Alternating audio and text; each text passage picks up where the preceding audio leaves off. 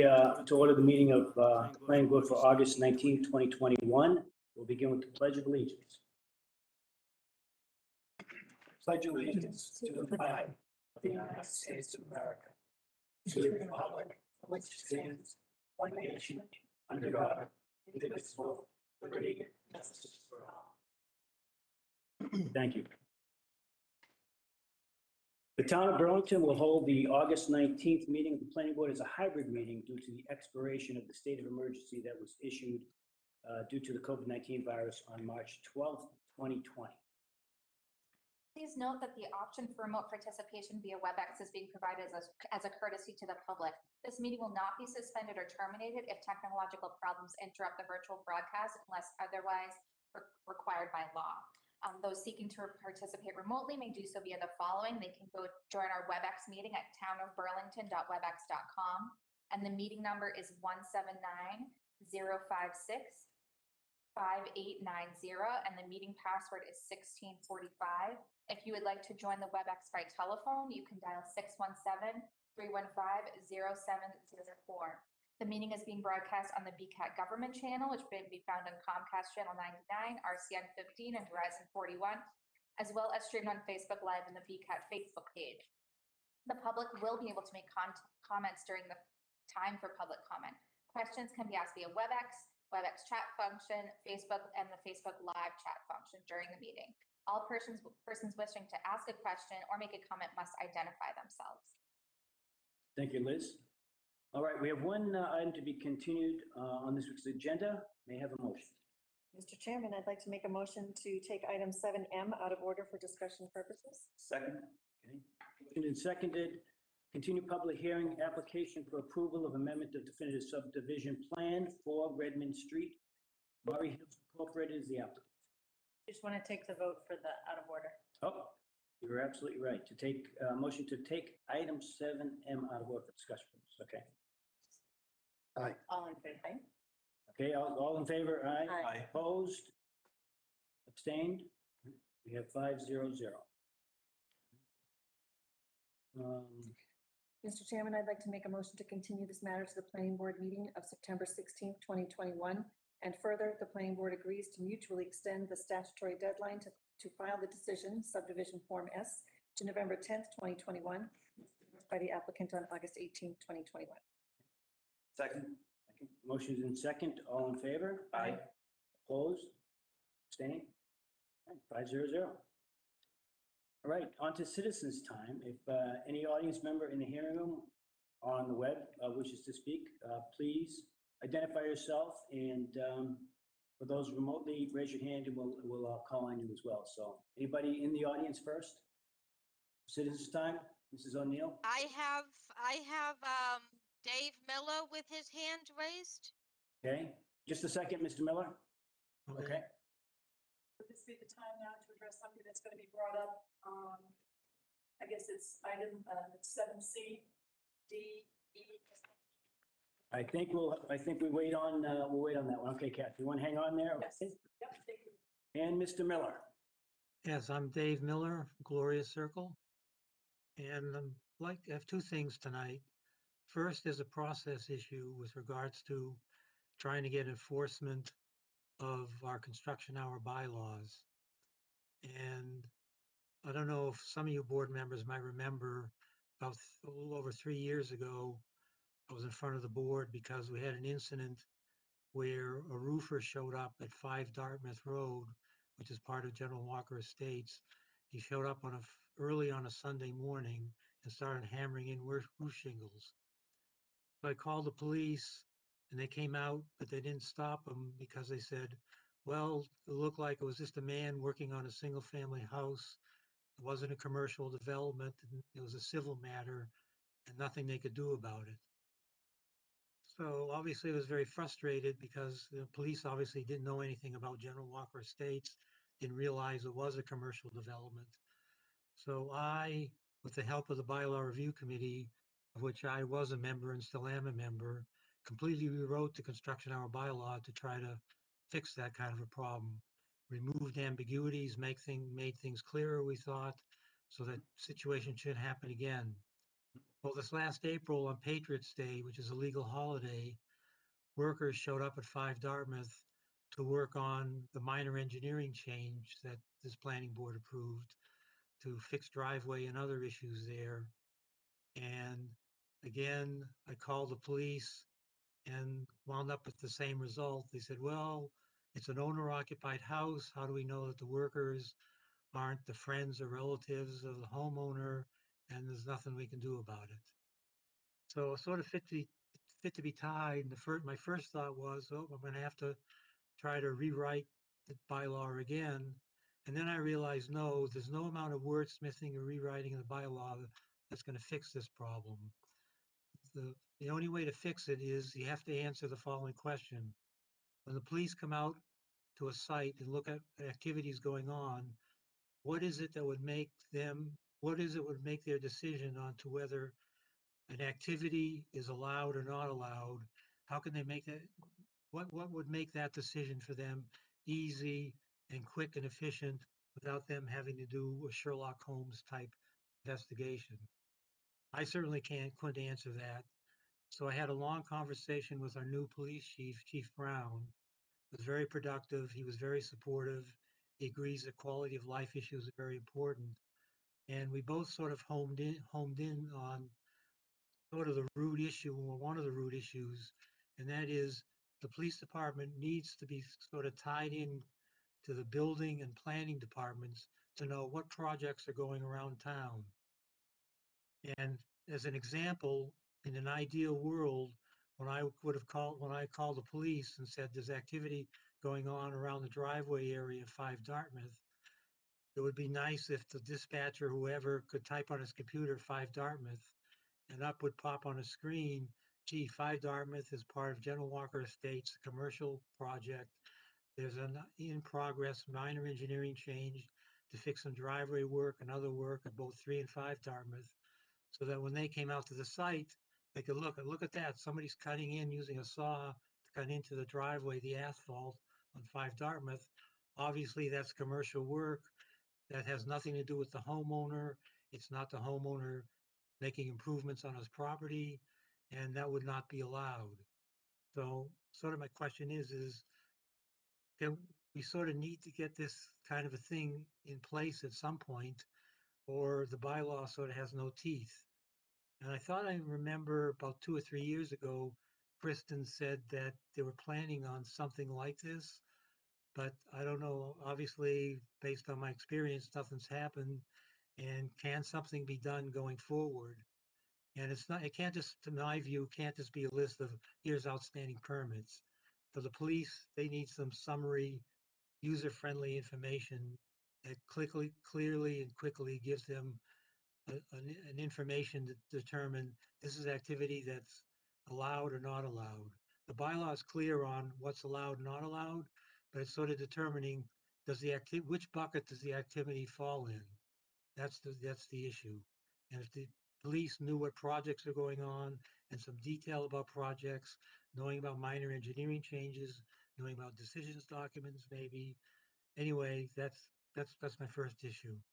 Okay, Mr. Mill, may I comment on that? Just kind of my own personal thought on it, and we can see if the board and staff has any comments. The way you're describing it, and to kind of look for a system that the police can dial up, on their maybe in their car to see what activity going on. I kind of was thinking through it myself and said, if I was a policeman trying to understand if this was a personal activity or if it was a business activity, I'd actually ask for the ID of the person. I'd say, do you actually live here?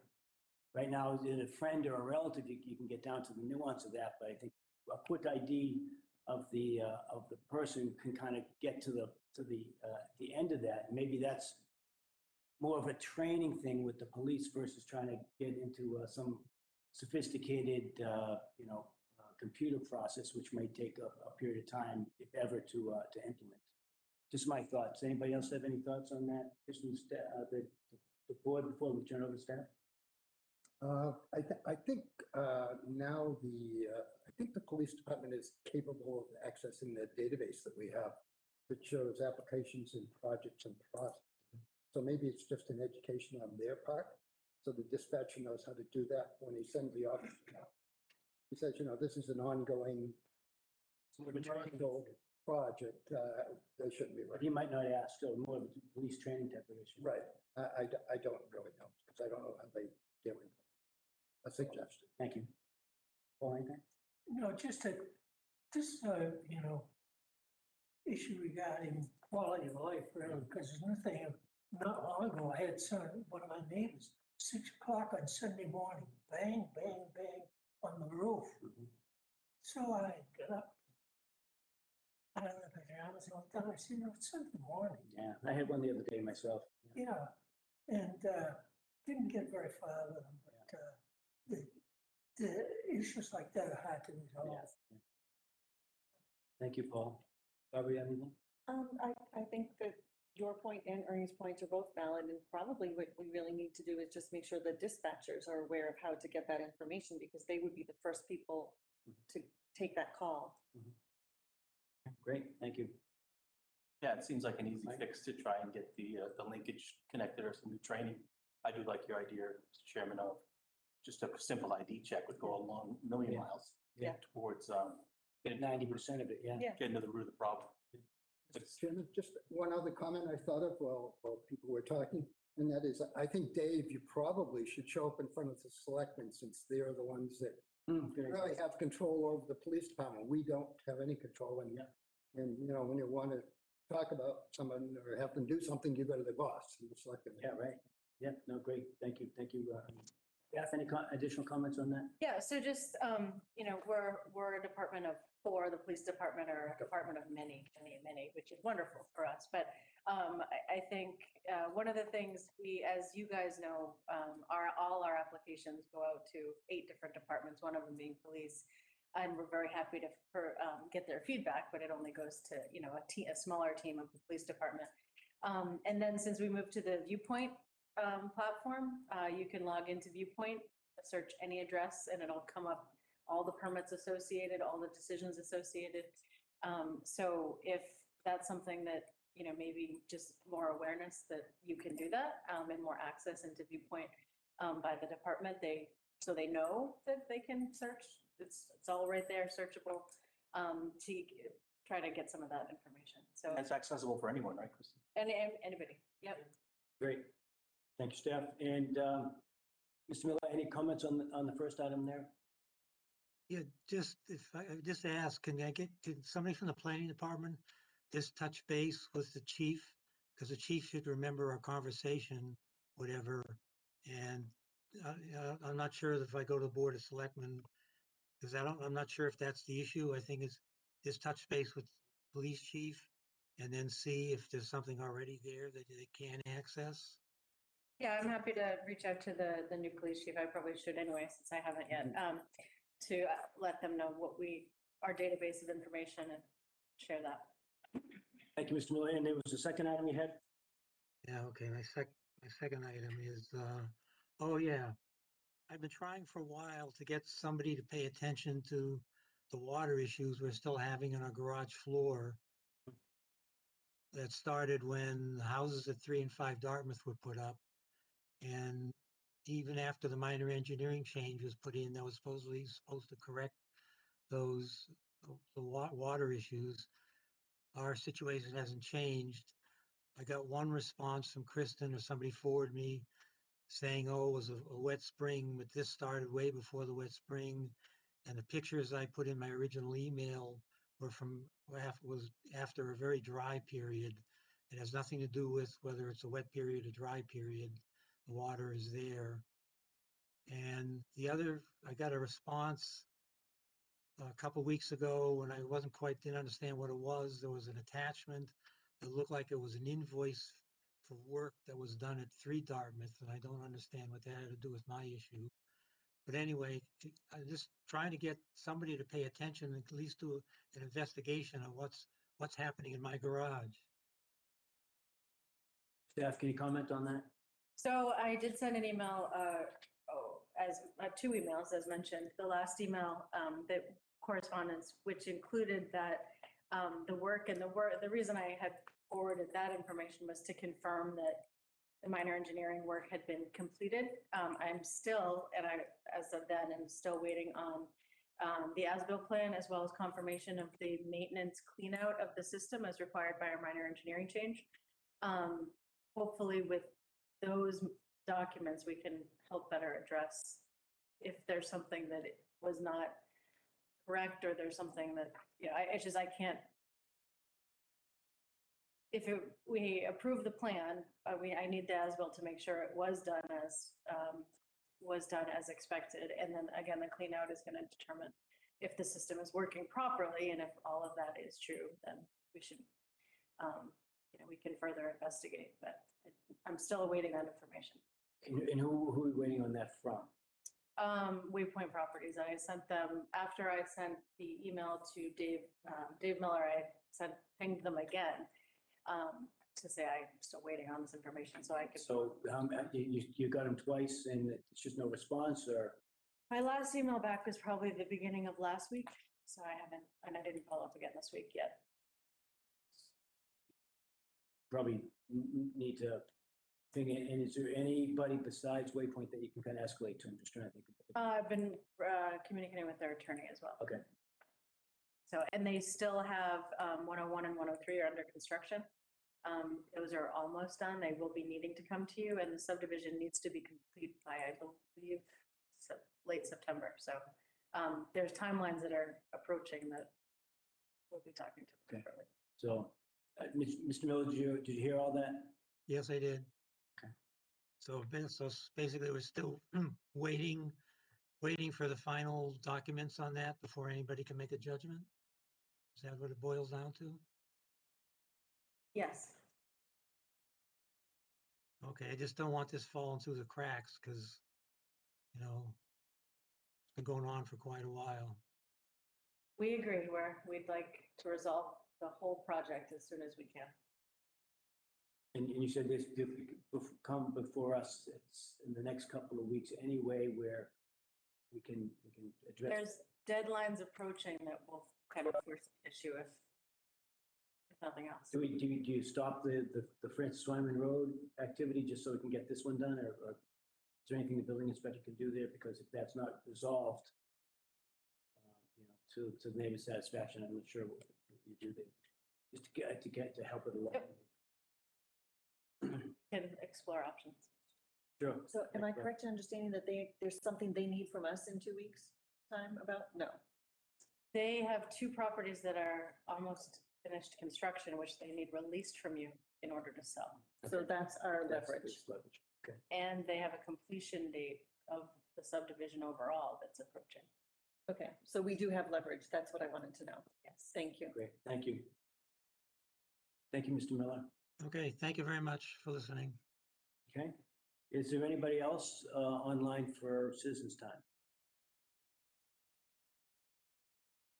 Okay, seeing none. Announcements. Sure. So the Sculpture Park Committee will meet on August 23rd at 9 a.m. And I think, Barbara, correct me if I'm wrong, it will be either held at the Sculpture Park or via Zoom if there's rain. Is that true? Okay. The Burlington Housing Partnership Committee is going to meet August 24th at 6 p.m. Via Cisco WebEx. Again, the print deadline for September town meeting is August 27th.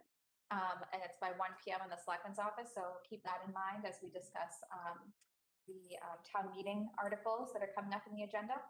There's a Sculpture Park grand unveiling of a new sculpture that's happening on September 2nd at 6 p.m. just before our planning board meeting. So head on over there and then walk back here for our meeting. That's happening at the Burlington Sculpture Park. Labor Day is September 6th. All town offices will be closed. And the Board of Appeals is meeting at September 7th at 7:30. I believe it's in the Town Hall main hearing room. Double check the town calendar, but I believe that's the case. And then Zoning Bylaw Review Committee will be meeting on September 8th at 6:30 p.m. All right, thank you. Do any other members have additional announcements? Okay, we're good. Legal notices, none. Non-approvals, none. Administrative matters. Okay.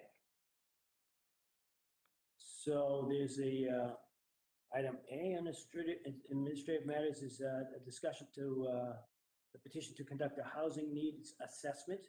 the Burlington Housing Partnership. Folks there to provide some information on that? Hi, good evening, Mr. Chairman, members of the board. For the record, my name is Michael Runyon. I'm Chairman of the Housing Partnership Committee. Joining me this evening is Eileen Sickler. Eileen's our newest member to the committee. Also, Chairman of the Housing Partnership Committee is seated at the table along with you folks, Mr. Covino.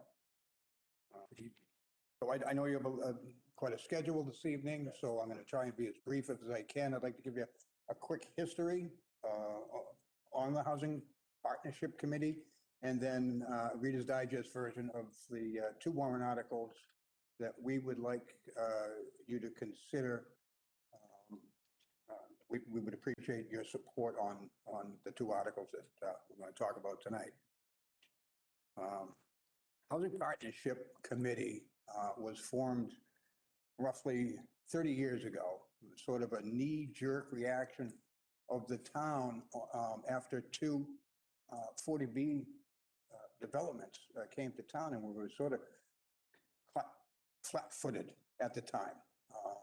So the committee was rather hastily formed to give the town some leverage should, in anticipation of more of these 40B applications.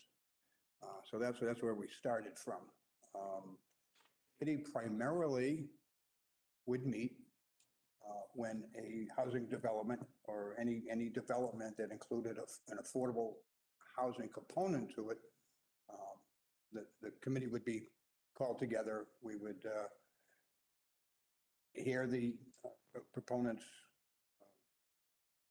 ideas. We would offer comments and attempt best we could to mitigate or negotiate better terms on behalf of the community. So we were meeting infrequently. We sometimes months, even years, sometimes between meetings. In recent months, however, we have some new leadership on the committee. We have some new members on the committee with various backgrounds that are with experience in these type of issues. But more importantly, we've got a group today, in my opinion, that is dedicated to advancing affordable housing in Burlington and making sure that it is an equitable process throughout town. And I have to let you know that both Kristen and Liz have, for the past 9 months or so, since we sort of reconstituted ourselves, have been at virtually every meeting that we've had, which are monthly, if not more so, and they have been invaluable to us in guiding us through various ideas that we've been considering. So that's my little history there. We have two warrant articles we'd like you to consider. The first warrant article is a proposal for a housing needs assessment.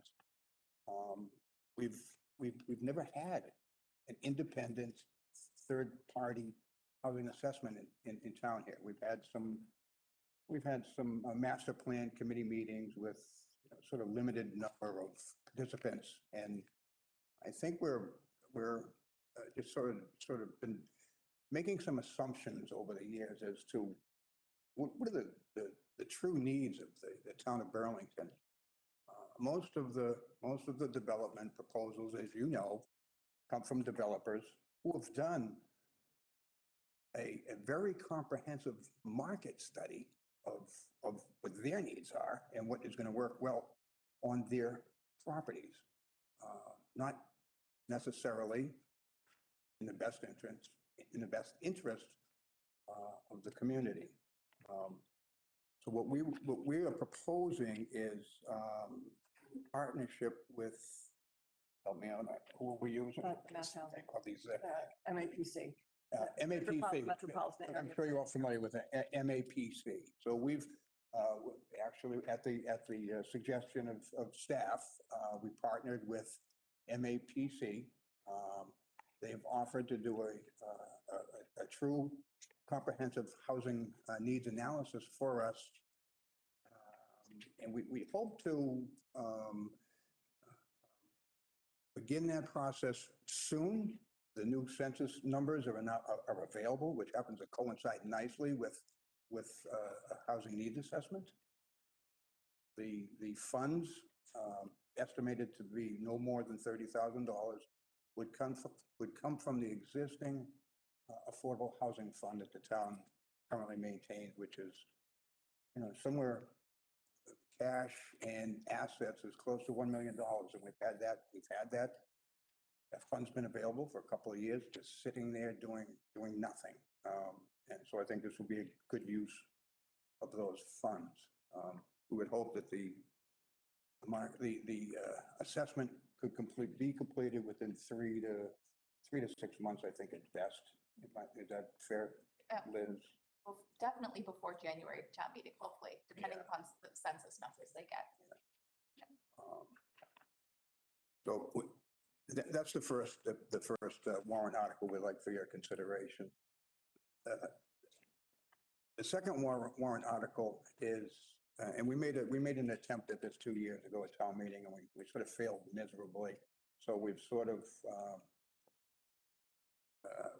we've given it a lot more thought. We've partnered. This time we were partnering with Mass Municipal Housing. MHP. Affordable Housing Trust. Or MHP. This is an affordable housing trust. This is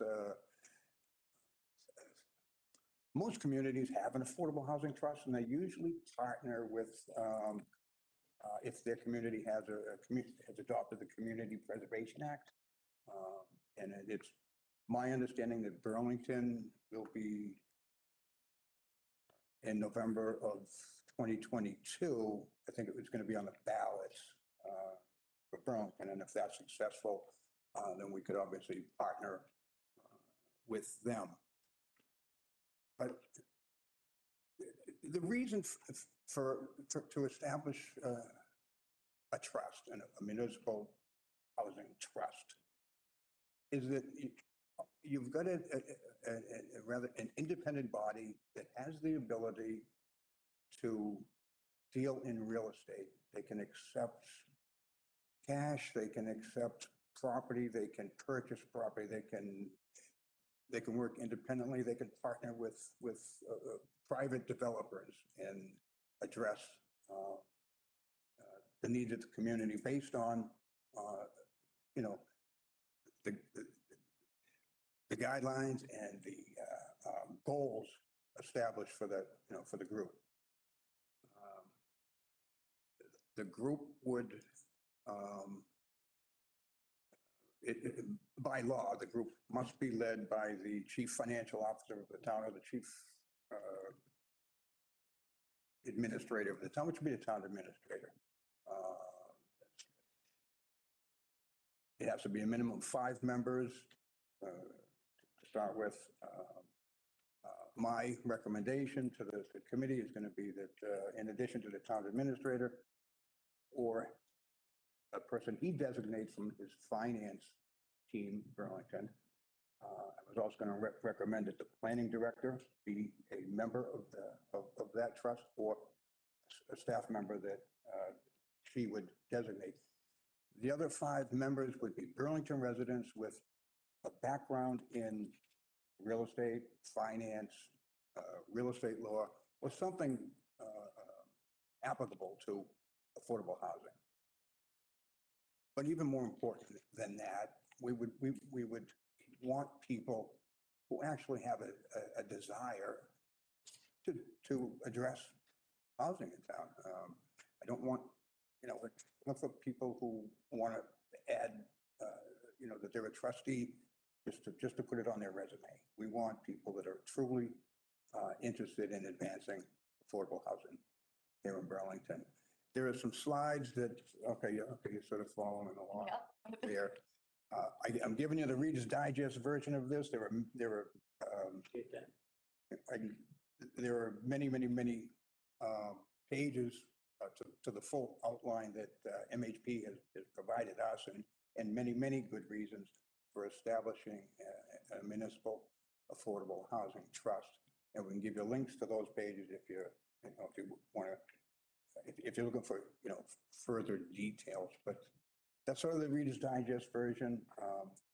Eileen and I are, available to answer any questions you have for now. Yeah. But we do appreciate your time and your consideration for both of these articles in September. Great. Thank both of you. Thank you for being so brief. But I think a very comprehensive presentation that you provided us. I'll start off with the staff. If you have any comments, I'll start off with our staff. Our board expert, Mr. Covino, if you would. I just had one comment, and that is, it was brought to my attention, and I really hadn't thought of it before, was people hear affordable housing. They think subsidized housing. That's not necessarily the case. Affordable housing is housing that is affordable for people who want to live in town, not necessarily for people who can't, who are looking for subsidized housing. So there's two kinds of housing. One we refer to with a capital A, which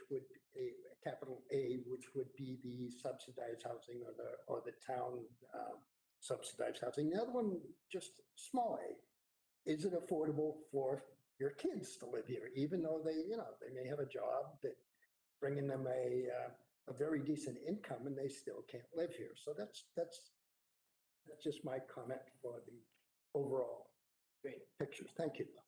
Thank you, Mr. Covino. Paul, any comments? Yes. Actually, it was not a meeting. It was complimenting recreation, which I was on what a wonderful treasure they are for Burlington. And things we said about why Burlington is a good place to live. And one of the things I think we've been responsible as far as affordable housing is concerned. Whenever we've had projects come before us, we always insist, as we look at that project, that it be at least 10% affordable. And sometimes it's been contentious or not, but it seems to me that we've insisted on that. If you look at the total number of towns or cities in Burlington that have 10% affordable housing, as I recall, it's been a while since we do that, but it's not most towns or many of them don't even have the 10%. So as we've done with so many things, we've made an effort to be accommodating and so forth. But and I think we should continue to do that. But I questioned where we have, I believe we're 10% now. Do we make that? Yeah. We're at 13.6. Yeah, so we're actually above what's required. And so I don't feel, a strong feeling that we really have to get more affordable housing, particularly most of the towns around us in Suffolk don't. And so the flag goes up for me a little bit, because when it came to, for instance, commercial properties, things were getting tough in Cambridge and so forth. Well, we've got to go somewhere. Where should we go? And all the towns like Lexington and others said, put it in Burlington, which we did. We had the land to accommodate it. And I almost get a feeling like everybody's saying, yes, we need affordable housing and we know where to put it. That's just my comment. Thank you, Mr. Raymond. Over to Mike Espejo, please. Thank you, Mr. Chair. First, I want to say I'm very happy to see the reinvigoration of the Burlington Housing Partnership Committee. I think it's very important to have it here in town. I'm very, very happy. Looking over the list of members, looks like a very impressive collection, other than maybe your vice chair. You have an impressive collection and a good mix of people. I think we're in good hands right now. So I'm very excited and happy to see you guys and see the pamphlet. I'm fully in support of both articles. I think they're great. And I think the needs assessment is not only a need for Burlington, it's a critical need. I think we have a housing crisis here in town.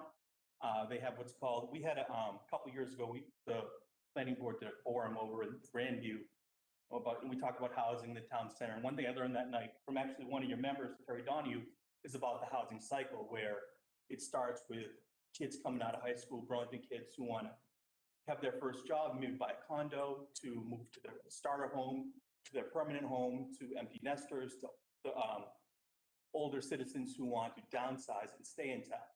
And Burlington's very, very strong right in the middle with single-family homes, 20,000 foot square lots. But I think everywhere else we are very lacking.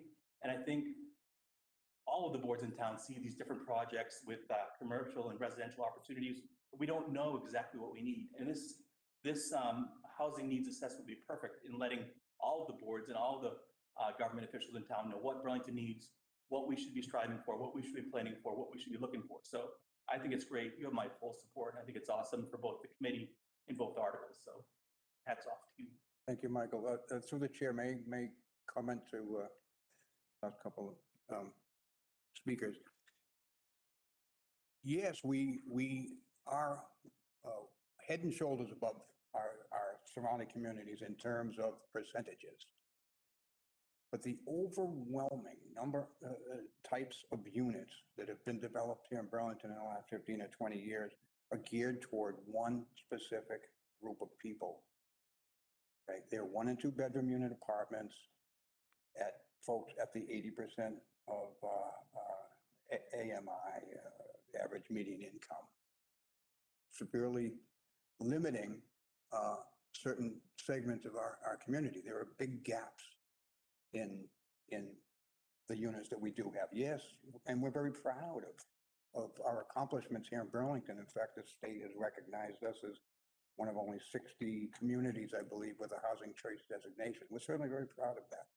But we believe that there are some gaps here in terms of who is finding, who is eligible for these units that are available in town. And that's really the purpose of the assessment.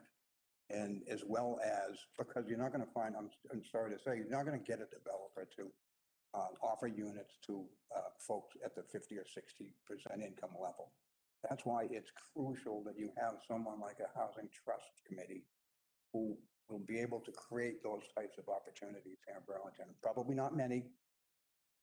Perhaps, I think a reasonable goal might be that at least one a year, we find one of these homes that are, getting ready to turn over, that is salvageable, not beyond repair, with a little elbow grease and TLC.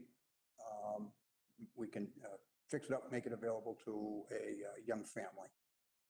So that's just one example of what we could do here in Burlington. Thank you, Mr. Chairman. Thank you, Mr. Chairman. I do have a couple of questions. So am I correct in understanding that this fund is, I know where the money came from that you have there, but it would be replenished or we'd add to it with developer fees when people come to us or when they come to building department, those types of fees? Well, when they come to us and they're building a 9-unit development, so they are not required to give us 1 unit, but we ask them for something and they give us money in return, that would go into this fund. Is that correct? there are several creative ways to fund the program. That's one. That is one. Okay, I understand. One idea that some communities are doing is they're adding a fee on top of demolition permits.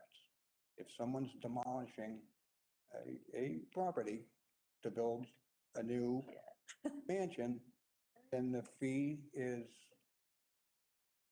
Right, okay, I understand. So there's other ways So to hear that. there are a number of ways to fund other than twisting the arms of Thank you. certain But we can twist. people. Okay, I'm glad to hear that because one of the things, I mean, Mike was saying there's a housing crisis in town. I would say there's a housing crisis in the country, not just here. We're not unique. But one of the things that I've always struggled with when people talk about our need for affordable housing or for, as you said, different types of housing is how do we ensure that it's actually affordable? Because we can zone different areas for 2 families or 3 families or things like that, but that doesn't mean the developers are going to build $350,000 condos. We know they're not going to do that. So if I'm correct in my understanding, this partnership would be to make those units, whatever we decide as a community we need, affordable in some sort of private-public partnership? That's a possibility. I can't get specific. If you look, again, I'm only giving you the snapshot of what they're doing. We've gotten numerous examples of what other communities have done. If you just pop over to the Lexington website, for example, their partnership over there came into possession of some town-owned property. They constructed half a dozen 2-family homes over there, and they maintain them as rental properties and set the rent at a percentage of the person's income, for example. And the town controls that? Yes. Okay, thank you. I understand. All right, and then the only other comment I would make is that, I have a question too, and the comment is, as we head down this path, I think we also just need to keep in mind that we have to balance the needs for different types of housing with the needs to keep from getting too dense, because we do have, I mean, everyone in town is against greater density. So we have to balance those 2 needs. So I'm sure that's something you're going to be struggling with. Then I had one very little specific question. When you're talking about, I can't remember now, you were talking about developing a committee of some sort, and you mentioned there would be realtors and developers, all these people included. Trust. That would be the trust. The trustees. Bless you. If someone, say a developer or a realtor, is in that trust, would they then be prohibited from working on those projects or selling those projects to avoid conflict of interest? I'm not asking you to answer it. I'm going to suggest you should. I couldn't. I would suspect we wouldn't. I don't think we would. You don't have to answer. develop. I'd like you to consider. Right. Thank you. Thank you, Mr. Chair. Thank you, Member LaRue. I had just a couple of comments before I pass it on to staff. I think you made the interesting comment on the fee for demolition permits for other towns. I'm a big fan of looking at best practices in other towns, and why would we wait on instituting something like that? I mean, in my neighborhood, probably got down on Leopold there's 1, 2, 3, 4 takedowns right now. They're demolition, doing some demolition on. And that's just right down the street from us. So why would we wait on doing something like that if we see it as a best practice in other towns that we benchmark against? That's just kind of maybe a rhetorical question to staff, like things move very slowly here. And if you see a best practice, why wouldn't we kind of jump on that? Because I would imagine that we'd put this demolition fee, a year or 2 or 3, however we get around to it. By that time, everything's demolished. Everything's demolished. That's, everything down around Maryvale and that section's been demolished, right? Now you're going into the capes and they're demolishing the capes that haven't been, had additions on yet. So I just had a couple of questions. You said most towns have this affordable housing trust. What percentage of towns have it? Which, I'm not saying numbers, but percentages. Do you know which towns the state do and how we don't? I couldn't give an accurate answer, Bill, tell you the truth, but it's The 50%, I guess, is what I would say so. When you talked about this housing trust, you said there's going to be a core group of people headed by the town administrator. Would that be independent of the select board? It's part of the statute passed by the legislature. Where I saw it, but I think it depends on how the legislative body sets it up.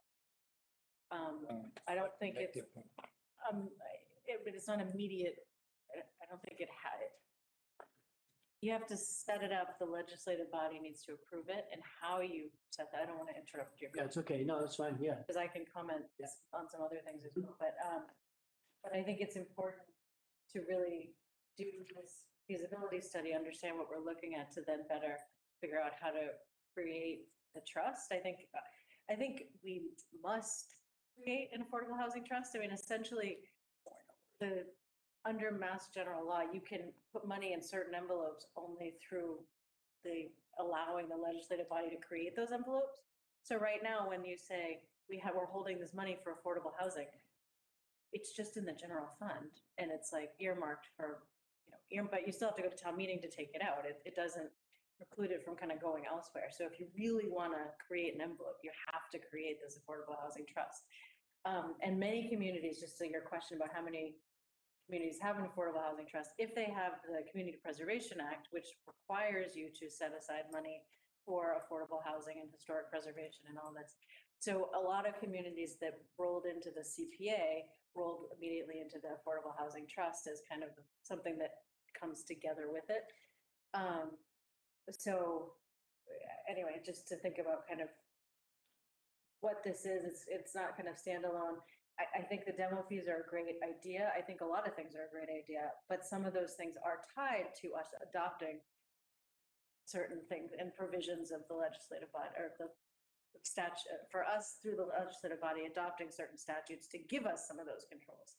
So I'm not sure if independently we can just do that, or we only can do it through the adoption of the trust or CPA or other. So I mean, those are questions that I think should be fleshed out through the housing assessment. And I think it'd be wonderful if Mass Housing Partnership could come and maybe host a forum of kind of questions, because I think the Affordable Housing Trust, there's a lot of questions. There's questions about who's on this body. And I think it really helps to get someone who understands what an affordable housing trust does and the kind of the not pro and cons, but just really understand how it operates separately, but also directly under and with the town body itself. And again, that's kind of how you decide how you want to set up the trust. There's parameters within the statute, but there's also some flexibility how you want to do it locally. So I personally, outside of this body, would absolutely support the housing needs assessment for this town meeting. I would like to understand a little bit more about the Affordable Housing Trust as we roll through September, maybe in the fall, but I support the idea. I just want to make sure that, we tried to go to town meeting with very little information the first time around. And I think it's something that is a good idea for us to be doing. It's just, we want to make sure we understand it and shape it. Because you can imagine the questions coming out of town meeting. Right? Yeah. Yeah, I guess I asked my question is because I think when we had discussions with the master plan and housing, I think one thing, member LaRue came up and said, with what our goal, we believe our goal is with, kind of senior housing, that we should get into the senior housing real estate business as a town. And with this particular body, the Municipal Affordable Housing Trust, do that where, for example, if we had an opportunity to purchase the property with Building 19, and then you would say, okay, that's really the sweet spot downtown for senior housing, and the trust believes that's the case. But you have maybe at the time, whatever body decides for the money is not the case, where you have the trust saying, yeah, that makes sense for us, but there's another, would it be independence, but you said it's a choice of the town to decide what that. The town, for instance, you can say the housing trust has the authority without going back to town meeting to spend X amount of money. Yeah. But not, you choose amount, because you want to, it's supposed to be autonomous to act within the time that town meeting can't meet and react so quickly. But, what parameters do you want to put on that? What control points? I don't know. I don't understand it enough to, these guys have been with MHP talking to them quite a bit, but there are definitely, it's a statute guided, but locally created mechanism and committee. Okay. And I think the last point I had, go ahead. I just wanted to clarify one thing because I don't remember exactly what I said, but what I think I was getting at in that meeting was that it is my opinion that in order to actually end up with what we want, which is affordable housing, whether it's for seniors or anyone, but affordable, we are going to have some sort of public-private partnership because it's not in the developer's best interest to do it that way on their own. Sorry, thank you for the clarification. And quickly to that point, with this 40B and that we're at 13.5, that's all well and good. And actually with the new numbers, I quickly ran, we're like 12.6 with the numbers that just came out. 2026. 2020, which is actually a great time to do an assessment with numbers that just dropped on the 16th. Yeah, But a 40B, 100% of the project is counted and only 25% of the units are actually affordable. Right. So we have a lot of units that are quote counted, Only if That aren't really. yeah. a rental project, but it's, it's quite a bit of projects that actually aren't really affordable units. So Right. you look at, we have 1,302 units, probably 50 or 60% of them are in 40Bs and 75% of those are not affordable units. So I think to the point of these guys in the housing partnership that you need to look at, are they really there? Or are they really meeting the need other than just getting safe harbor? Just one other point, Mr. Chair, if I could, and that is Mass Housing Partnership did make a presentation to the Housing Partnership Committee. And it included what, a good 40 slides maybe, Elaine? So there is a lot of detail there, and I'm sure we should make those slides available.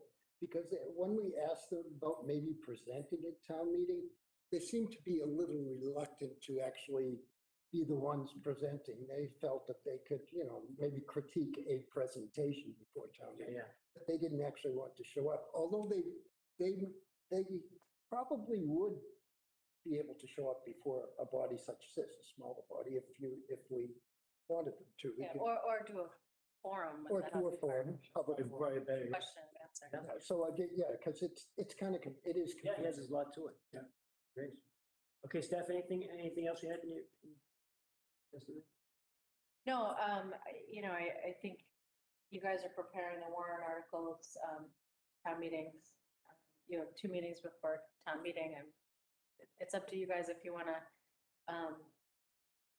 ask some more questions, or if you want to have a motion to support, or it's up to you guys. And this is a public hearing, so anybody? No, it's just a No. discussion item. Discussing, do we want to take anything from that? Sure. Out there? Brother Chair? I'm transparent as we can go here. Check my email, anything you want to look at. So just a question to the staff then, if we're going to take any motions, do we want to split this motion? We had just done the housing needs assessment because that's what we had thought we were just going to talk about. But so there are 2 things, the housing needs assessment and the affordable housing trust that was presented. So It sounds like the Affordable Housing Trust probably needs a bit more detail on that, where anyone's comfortable with voting on it or not. I would agree with your statement. Okay, anybody else have any thoughts on that? It sounds fairly complicated, and it'd be, you probably want a bit more details to get into that or not? What's the rest of the board think? I'll take the 5th. You want to go right to the housing needs assessment with the max, I think it's a maximum of $30,000, if there's, on vote on that one? Yes, Okay. Mr. Chairman, I'd like to make a motion to recommend favorably on the petition to fund a housing needs assessment. Second. Okay, all in favor? Aye. Aye. Okay, abstained, opposed, 500. Okay, thank you very much. Thank you, Mr. Chairman. I appreciate your time, ladies and gentlemen. All right, Thanks, guys. Good night. Can I make just a comment on housing in general? of course. I mean, it's gotten crazy. I don't think we'll be able to stop you. Our first child just got married. Yeah, really? Yes, and she and her husband both have good jobs. Mhm. The first house they bid on was overbid by $100,000. You're kidding. No, Wow, no. it's crazy. It's a crazy time. Yeah. It's a crazy time. Good time to sell your house, Paul. Yeah. Where you gonna go? You're gonna go with me. Don't get too nervous about getting credit. No, that's. Right. Now we've got, Mr. Chairman. I'd like to make a motion to take items 7A and 7B together for discussion purposes. Second. okay. Okay, all in favor? Aye. Aye. Okay, so it's a 500. Discussion purposes, we've got item A, the public hearing application for approval of a special permit pursuant to section 3.7 of the New England Executive Park PDD. Restaurants, 100 District Avenue, JRS Restaurant, Inc. And item B, discussion application for approval of a minor engineering change, 100 District Avenue, JRS Restaurants, Inc. applicant. So we have here. Folks, yep, oh. Yes. Introduce yourself for the record, if you wouldn't mind. Sure. Good evening, Mr. Chairman and members of the board. For the record, Attorney Mark Vaughn with the law firm of Reamer Bronstein, here tonight representing the petitioner, and Renato Valentim, who is one of the principals with Tavern in the Square Restaurant Group. So very pleased to be before you in person here tonight. It's been a while, but you're all looking well, and wish you the best of health. But we're here tonight in connection with an application that I think is pretty straightforward relative to Tavern in the Square Restaurant. I'll try to keep it brief, as I know you have a pretty lengthy agenda here. But Tavern has been operating, I think, for about 10 years at this location in New England, well, it's not New England Executive Park anymore, the district, formerly known as New England Executive Park. A restaurant operation that I think has been a nice addition to the Burlington restaurant landscape. As I think the board is aware, after the COVID pandemic, there were temporary outdoor seating opportunities that were allowed for restaurants in town. Really to provide an outdoor setting for patrons that were not necessarily comfortable eating inside, but would like the option to be able to dine outside. So I'm sure you saw a lot of that happening. Some of them putting in parking lots or on sidewalks and whatnot. So with respect to Tavern, they actually had an opportunity to put that in a very convenient location, kind of tucked into a nook that is to the right of their outdoor kind of closed-in patio area. It's shown on that. If you zoom in there, you can kind of see on the right-hand side in red is where that outdoor deck is today. So basically, the application that is before you is to be able to use that on a permanent basis. It's been well received by patrons, the outdoor deck that they have, and they'd like the opportunity to continue to use that. When it was first put up, it was kind of a little bit of a makeshift type of setup there, but they've invested a fair amount of money to upgrade the decking, make it a more pleasant, appealing area, befitting of the restaurant itself. So the intent would be that it would be used seasonally. It's wouldn't be enclosed. There's no roof over it, but really a seasonal option for patrons. So while technically it does constitute additional seating, quote unquote, there would be 56 seats that could be accommodated on the deck. The reality is that it's really being done to provide optionality for patrons that may want to choose to eat outside as opposed to inside. Based on the staffing model of Tavern and the kitchen capacity, they really aren't able to accommodate guests at every table at a time. So this just provides some flexibility for patrons that want to eat outside. So that's the application that's before you, but happy to answer any questions or address any comments that you have. But I think it's pretty straightforward, and really they're trying to be responsive to everything that's going on or has been going on over the past year and a half. And I think that folks are, looking to be able to have that freedom to be able to dine outside, and they'd like to continue to do it. So thank you. Thank you, Attorney Vaughn. Is there any departmental reports? So most of the comments that we have are kind of standard. Engineering has their standard list, Board of Health has their standard list, nothing from conservation. The Economic Development Director says that she's in support of the permit to add additional seating, and she cites portions of the master plan, the economic development section of the master plan that this supports. This is supportive, but everything is kind of by the book. And then building. The building, sorry, it's just there for some reason. The building department is just, has weighed in. They just have some concerns about it was constructed kind of more for a temporary deck. There's some, if it's going to be permanent, there's some additional footings that they're looking to put in. It's not like it's unsafe, it's just if it's going to be permanent. They are requiring them to do some additional work underneath the deck, but but the building inspector has said, you know, you can finish out this season, but before we open for next season, it needs to be completed. So we do have a condition in the special permit that says they need to submit the building permit for all that work before December, and they need to complete the work before they open for the spring season to use the patio. No, that's. Thanks. So why don't we start off with the board with comments from Mr. Spail? Thank you, Mr. Chairman. Couple of questions. First, is this where the igloos were? It is, yes, yeah. My question is about the barrier between the edge on the outside.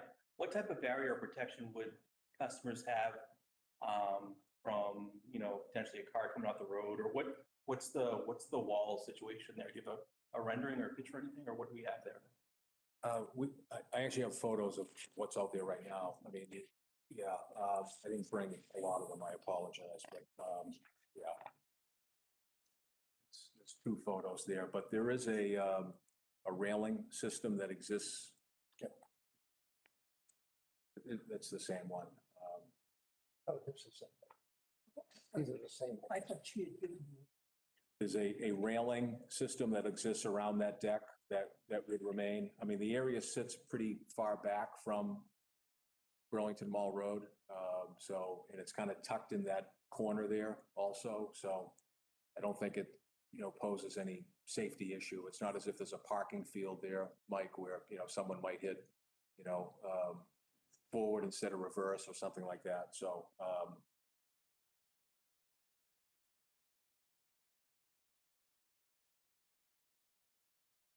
That's all I had. Thank you, Mr. Chair.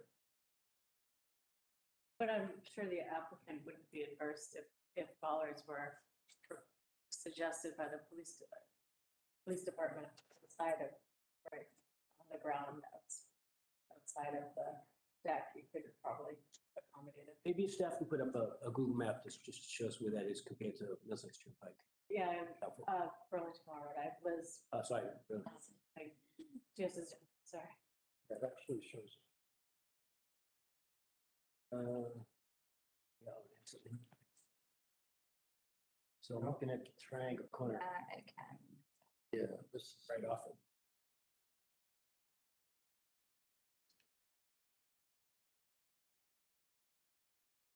Is that pretty steep in there? No, pretty flat. Yeah. As you go further. So Mall Road's right there on the left-hand side, right? Yeah. You're talking that kind of pie-shaped area, not the highlighted one, but the pie-shaped area. Right? It's pretty flat in there. So it's, So yeah, I think you do, I think you have a valid concern there with traffic coming off there that as you speed up Mall Road, if you get the green light, you're gonna. looks like from the scale, 80 to 100 feet, maybe if you look at the scale. I would guess. Can't hurt to put all Yeah, no, Yeah, okay. I mean, if that's something that the police department feels is necessary, I mean, they aren't out there today for the existing patio, which is, you know, open and, you know, I don't know if it's something that they feel would be required or not, but. So we could put it into review with the police department. And I think that the board actually has the authority to, you know, you don't have to wait for the police department. If the board feels that it's appropriate, then I think that's the case. I think if we look at the pictures here without seeing the Google map, that if that's right along Middlesex Turnpike, you have some nice vines up there, but you could probably put instead of bollards, probably put, you know, planters / bollards there. So then you have some planters along the edge there, and then you soften that area up. And then what happens is you actually give yourself more privacy on from the Mall Road, so it would be beneficial to you that way. Planters have something heavy in there. Yeah, exactly. Yeah, than just that fence. Yeah. You know, because you can always, if I think as a planning board, if something ever happened there, you know, we'd look back and probably should have, with the proximity to Mall Road there, I think, at least that's my opinion. But I'll go over to Barbara. You have any? I like your idea of planters. I think that's a nicer way to handle the problem. The only question I have is regarding parking. And I understand that you said this is not just to increase the number of seats, but, and that you don't have the staff right now to have all the seats filled, but that could change in the future. So I would like to hear from staff what the parking situation is there. So we have asked Attorney Vaughn to work with National Development, as you guys are aware that we have voiced strong need for parking management. As you know, it's what did I say earlier? It seems like people have amnesia as to like what happened 2 years ago when you like fighting for spaces because it's been so long. But there's strong parking management with, employees need to park, not in prime spaces, but also with the additional seats, I don't know, that, how is this going to be used? It's seasonal and to look at the other areas that when we have seasonal seats, usually if people are outside, the inside is not packed. And we have in the past looked at parking requirements for seasonal seats is kind of looking at kind of a half of what we would mandate for interior parking. But I also asked Attorney Vaughn to talk to National Development about it. I don't know if you want to. Yeah, no, I have. I mean, obviously they needed to sign off on this application, the landlord being National Development. So Renato and his staff have a requirement where employees don't park in the immediate vicinity of the restaurant. They park, further away. That frees up the entirety of the parking lot for patron usage.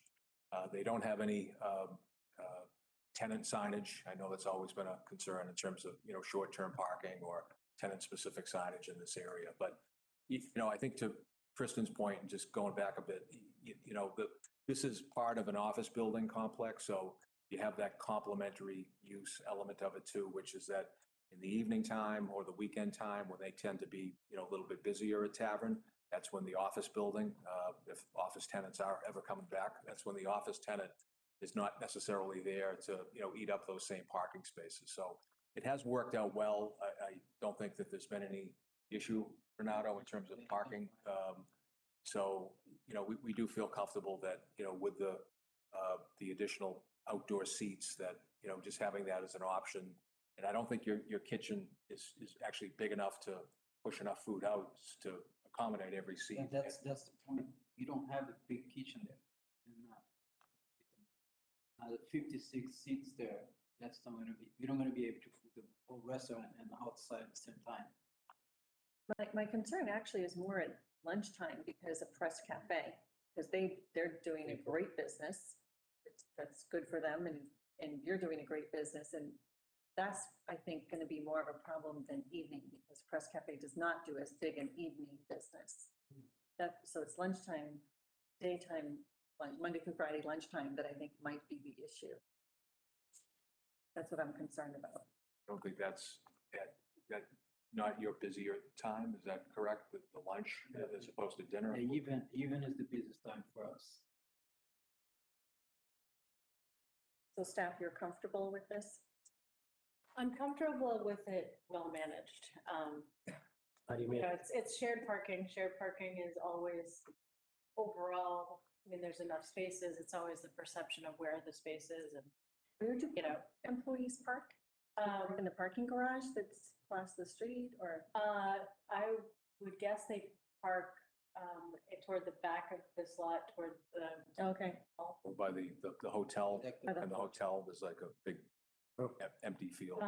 Obviously not in that area right next to Tavern in the office building, but I don't remember, to be honest with you, the original parking area is designated, but this was when we started putting the employee areas. Maybe we can ask the applicant where they park. Yeah. It's a far away next to the hotel there. It's in that area where the employees are directed to park when they. Thank you. So that was my only question. I'm still not sure. Okay. how it's going to work. Yep, Thank you. okay, thanks. Member Raymond, any comments? I think that the setback is apparently fine enough because when we required the mall to build that walkway along the mall road, I mean, that was the most expensive anyway, because it's so steep. And if you were walking down that sidewalk and got off the sidewalk, I mean, it's so low. It's all the way down. There's a stream down there and so forth. And that was just I wanted to be concerned that it was far enough back, so, because I'm thinking, I don't know if that's gonna be open up here, but they're gonna have a drink and so forth. So I just want to be assured of the safety. Okay. Member Trevino, please. Yeah, just a couple of questions. First, a comment. I definitely wouldn't have a problem to see some kind of safety device there, be it probably a planter rather than bollards. Planter would probably just improve the whole look of everything. Secondly, as far as parking is concerned, I know that if I try and go to a restaurant, or not as much anymore as I used to, but when I used to try and go to restaurants, and if I went there twice at lunch and I wasn't finding a place to park, I wasn't coming back. I wouldn't come back. So it's almost self-limiting. But that being said, we're still supposed to ensure that there's enough parking for everybody that wants to go there. My third, and this is a question, this plan that was handed out and the floor plan which Liz has up don't seem to jive. And I think I'm reading them wrong. So this pink colored in area on the plan that was handed out is existing? No, it's the red reflects the deck. Okay, because the plan that was filed with the planning board that says floor plan says existing enclosed patio, and it's the whole of the triangle. So who's right and who's wrong? Do you see what I'm saying? That's this. Right, that's that whole thing. And Okay. then this is the new one. Thank you very much. I have educated. Maybe clarify for me. I was going to say, could you Well- explain it from attorney? Yeah, the new patio area is to the right side of that triangle. Triangle is the Okay, in other words, if you existing held it- covered. This is the new area. There already is an existing area. Okay. No? So in addition to this picture here, we're gonna go over here more. No, that That's it. That's that the picture, patio. that picture reflects the deck. This is an, This okay. part here Yeah. is part Okay. That's the covered part that we said, Yeah. we said only certain periods of time. We had a long discussion about that last time, right? And we reiterated that condition. Okay. Thank you. This. Yeah, I see now that there's no table showing. Got it. Old one. Okay, I'm all set, thanks. thank you. Thank you, Member Trevino. The only comments I would have is, Doesn't look right. you don't have any umbrellas on the tables. Do you ever put up umbrellas over there in that section? That's right. The chairman asked do you ever have umbrellas that are on the tables or? No, No. no umbrellas at all. So maybe you can kind of prohibit that, or if the umbrellas would pop up, they would not have any signage on them. I don't know if it's covered, it's pergolas there, but it looks like just vines. And maybe the intent is that you're gonna cover the vines with those wires there. The deck is not covered. The No, but if you. other patio is covered. Vine, it's like some wires coming across. Maybe the intent is that the vines would ultimately cover that entire area. I can't really tell. Sorry, those wires, is string lights that is run over? Oh, string of lights. Okay, I can see them now, those little lights just for the lamps. Just has, exactly, a little ambiance if you're out there in an evening, so, not,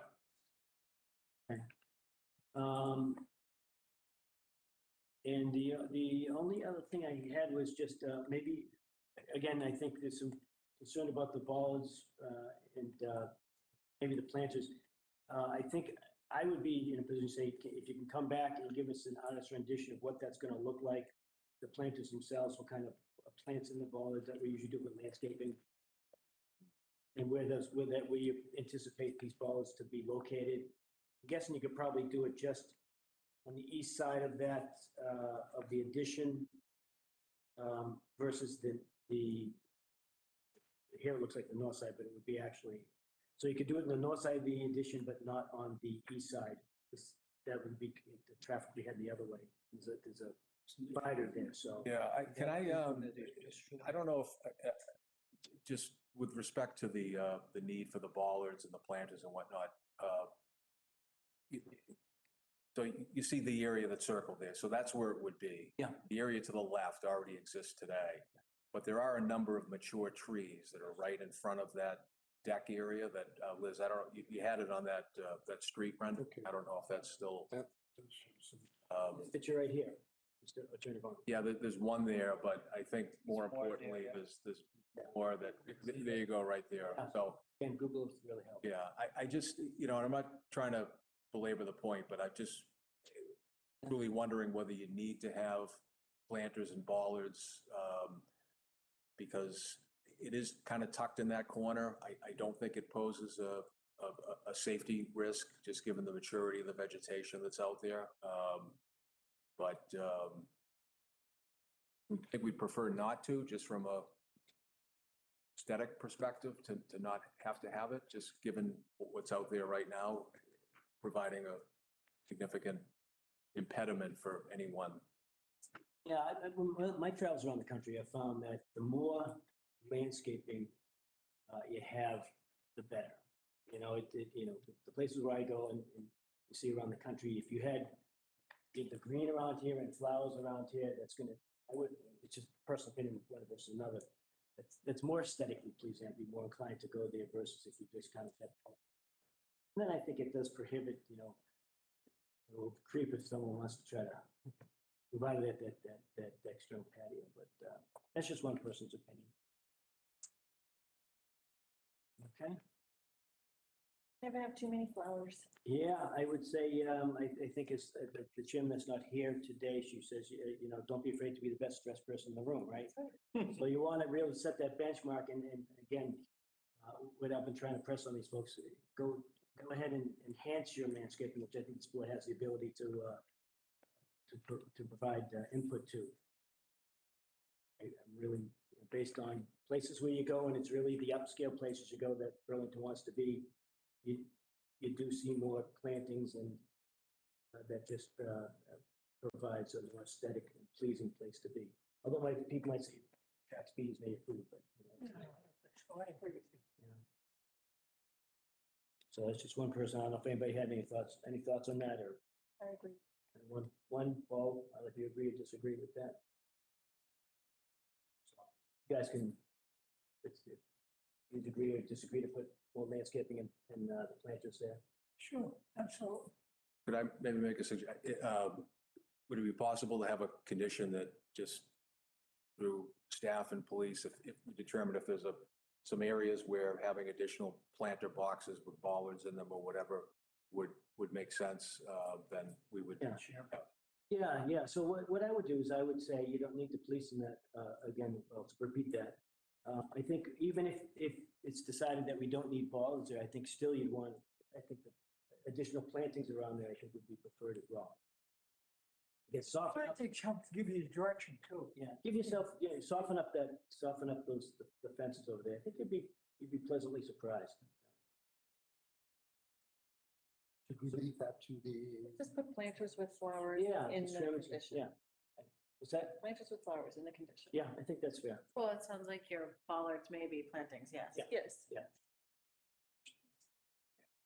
To the. Well, subject to police. The review of Yeah. we leave that to the chair. It probably won't be this chair, but Well, we could make it. whoever this chair is. Fred's not here. We can give her as much work as we can. Right. That's true.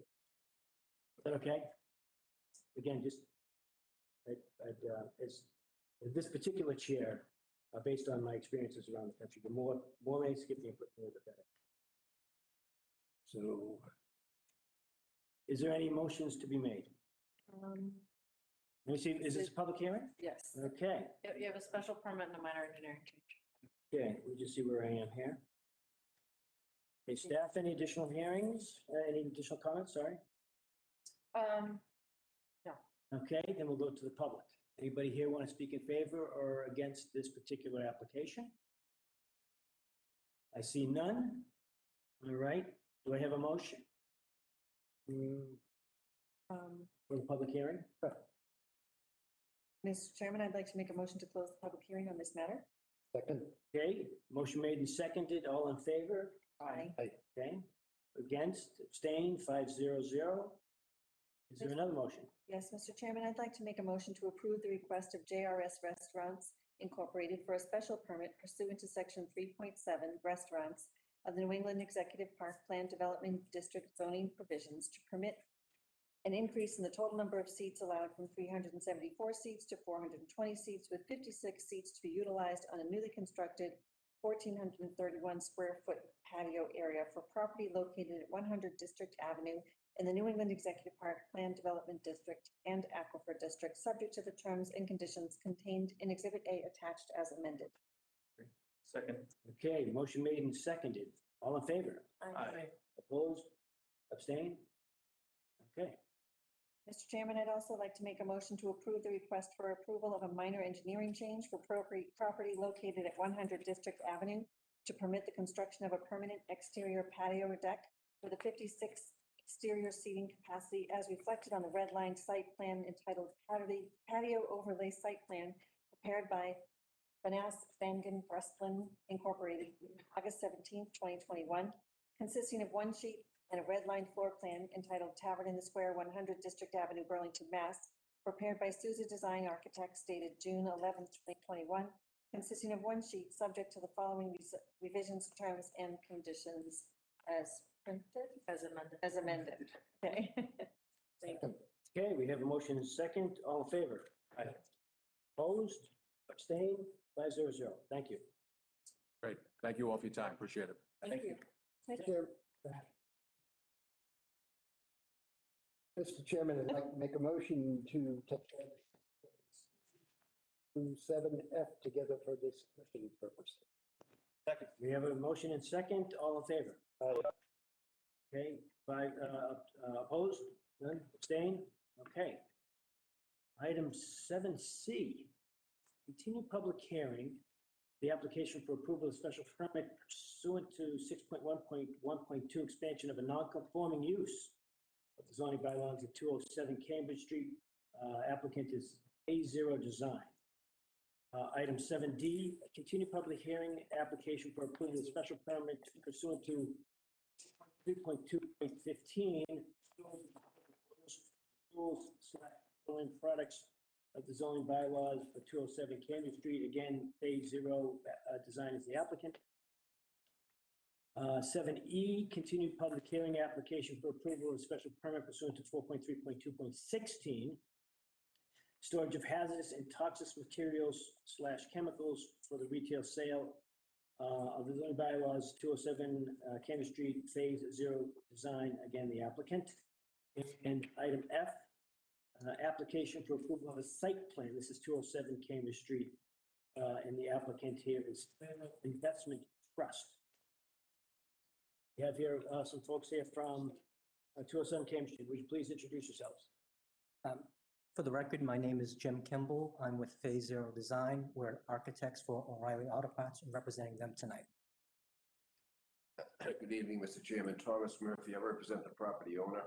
And we're here for our application this evening is item F, the site. All right, let's see what we got here. All right, so we've got a couple of things going on.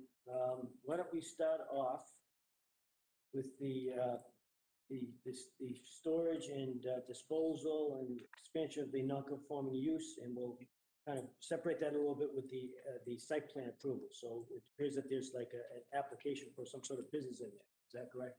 That's correct. Okay, can you describe that a little bit, and what's the plan for that? Sure.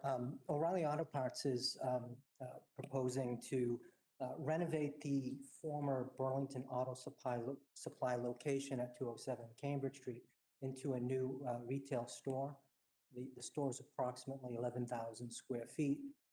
4,000 square feet of that space would be the retail store, with the remainder being stockroom for the goods that they sell. So the renovation would be all in the interior, but we're also looking to renovate portions of the exterior as well, to have new entrance portals and to designate the proper entrance. I know there's two entrances there, and just trying to get a brand presence for the customers. So O'Reilly Auto Parts is a national retailer. They have many locations across the country, and they looking to, with this property, obviously have their branded image, interior and exterior, as best that we can. Okay.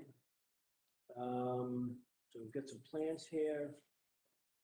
Can I just ask a question? Yeah, sure. How what's the distance as I'm looking at this, the proposed change? Is it 100 feet, 150 feet, 60 feet? What the dimensions of the store itself? Street, Cambridge Street. Yeah. No, I just wanted to. How far back? Yeah, it goes, Like this? because that's, when I look at something like this, I look at it as the whole lot, not just this property. Yeah. Because that whole area is going to be developed soon.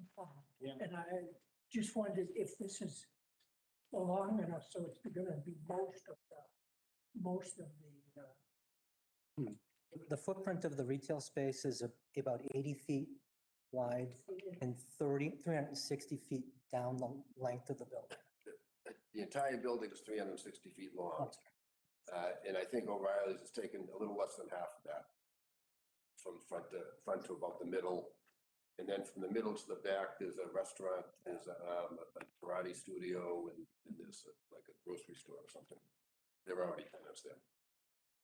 Thank you, excuse me for. Yeah, no. Happy to have you there. Okay. It's about the first third Yeah, it's about a third of the building. of the long building, I think, the third. Why don't we start off formally with Member Covino on this side? Okay, what were we dealing with? Just We're just starting off with the special, we haven't gone to the site plan yet. We're just going to kind of get an idea of what's going in there with the special permits. Mr. Chairman, can I just explain the non-conforming aspects first? Sure. To kind of Thank you. get your head around what you're looking at in terms of decisions. So this is 207 Cambridge Street. Burlington Auto Parts has been there. You guys tell me, I don't know, at the beginning since I've ever been here. So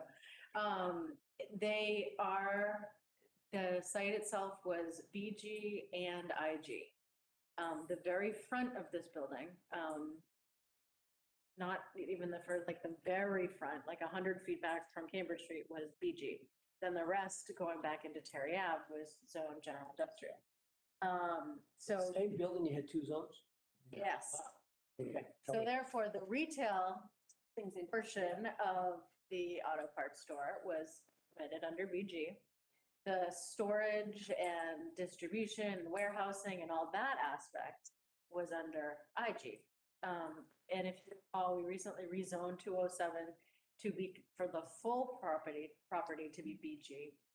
And as you also, especially those of you on the board, a non-conforming use has a 2-year timeframe that it can kind of from when something closed to the kind of the window of protection. This application did come in with under that 2-year timeframe. So therefore, what you are looking at in front of you for the warehouse portion of this site is that pre-existing non-conforming aspect of the previous use, for which you need to determine if it's not substantially more detrimental than the existing use was. And, why is it better? There's just, so the other aspects are the the accessory special permit for storage and disposal of fuels, which is allowed under both districts, and as well as 43216, storage of hazardous and toxic materials. Aspects of this use that are not allowed and never were allowed, which I know some of you have brought up in the past, of different auto parts stores offering automotive services, kind of, I mean, light services, but automotive services, that we've discussed that with them. Over time, those aspects of this use are not being, are not part of the store at this location. So they're not coming out to do wiper blades, they're not, there's a couple other things, checking batteries and stuff like that in the parking lot. So none of that is happening. You're saying that's no longer going to be allowed? It was not part of the Burlington Auto Parts use, therefore. But it was, you get your wiper blades and everything but change tires and so forth up front. Right, well, any automotive portion of the business is not permitted on this site, but in terms of the warehousing and retail is the non-conforming piece of it that's extending. Expansion of the non-conforming use, is it because there's more warehouse space? Or? Yes. Okay, so the warehouse space is more than Burlington Auto Parts had? Burlington Auto Parts kind of have an interesting mix of different uses, but for the warehousing portion, yes, this has more warehousing portion than the previous did. So there's just going to be a facade there where the warehouse is. I'll let Phase Zero get into the architectural aspects of it, but I just wanted to give you guys just to get your head around why and how this is in front of you. Member Covino, I'm sorry. Yeah, I'm still a little confused, but I'll give it a shot.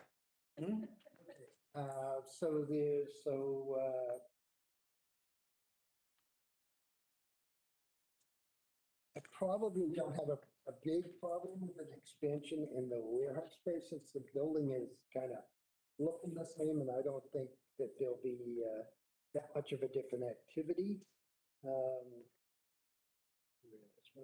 And we have to deal with storage of hazardous and toxic materials for retail sales. That's normal with this type of an operation, I guess. So if we can allow the operation to stay as a non-conforming use, then I would guess we'd have to do that also. There's two of those that we have to deal with. Expansion of the non-conforming use and the site plan, and you want to reserve talking about the site plan, is that what you're? Yeah, I think there's other things that if you looked at the entire site, not be associated with this particular one. Okay. To address there, for example, got Then refrigeration condenser units. Right. I don't, then I guess we talk about the facade of the building under the site plan also. I would talk about that here with the applicants. And then I had a question. When the Burlington Auto Parts was there, they never really used their front entrance, as far as I remember. I think you always had to enter from the side. Are you planning to use the front entrance? No, we're not. It's going to be operable for egress out of the stockroom, but the main entrance to the store is going to be on the side. That's where the parking field is, where the handicap ramp comes up as well. So, but it looks like you intend to dress up the building so the front entrance looks a lot more presentable. That's correct. That's correct. Yes. It might be helpful before you go through everyone to have them explain the facade improvement. Yeah, sure. Yes, I can. Thank you. Sure. Can you explain what you're going to do? Explain it. For the facade. So you can start with the left side elevation. That's where the parking field is, and that's where the entrance to the store will be. So currently, what we're proposing is to basically start with that brick facade. You know, I personally like brick. I don't like when people paint brick, and because it's a good natural material, and nobody uses it anymore because it's so expensive. So we're going to start with just maintaining the brick facade, but also trying to adhere to the town guidelines as to breaking up the facade, because we do go down a third of the building.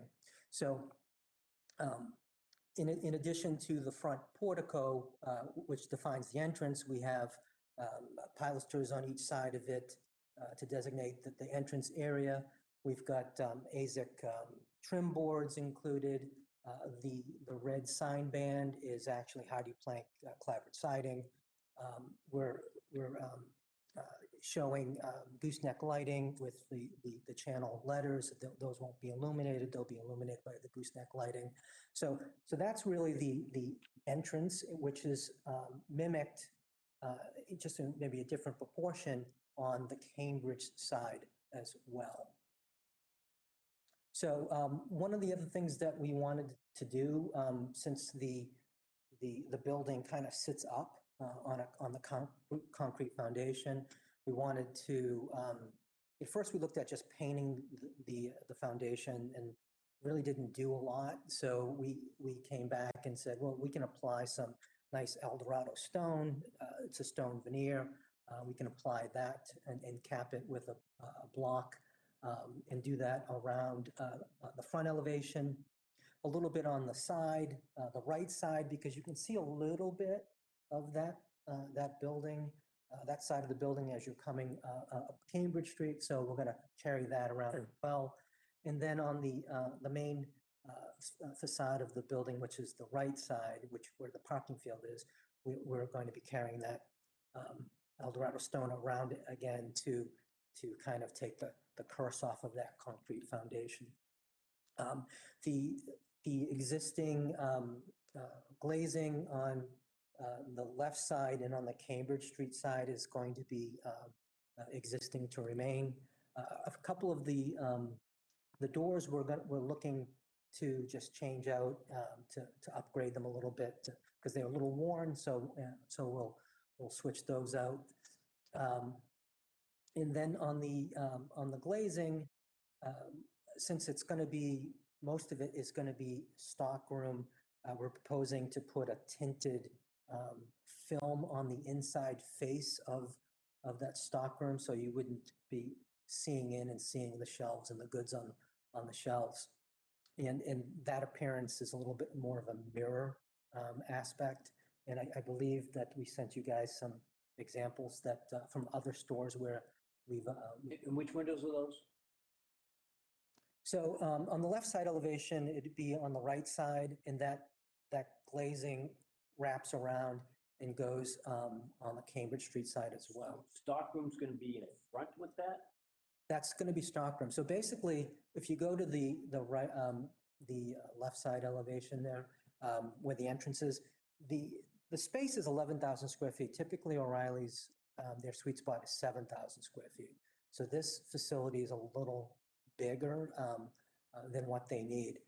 So given that the entrance is with the parking field on the side, we've got the retail store situated right there. So it really didn't work well layout wise or distance to put try to put the retail selling floor into the corner to try to use both entrances. It just wouldn't work for them. So that means, sorry.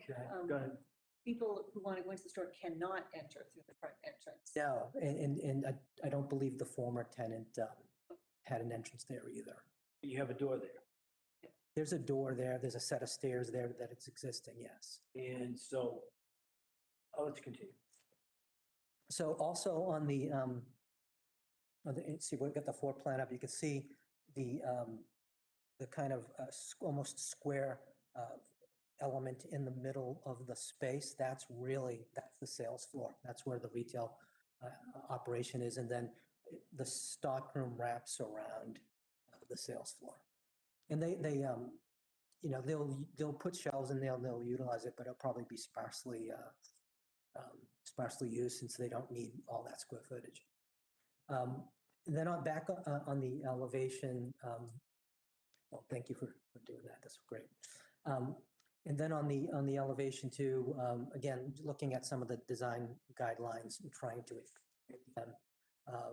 We're showing some fabric awnings, hunter green color, again, to add some interest, breaking up the facade as well.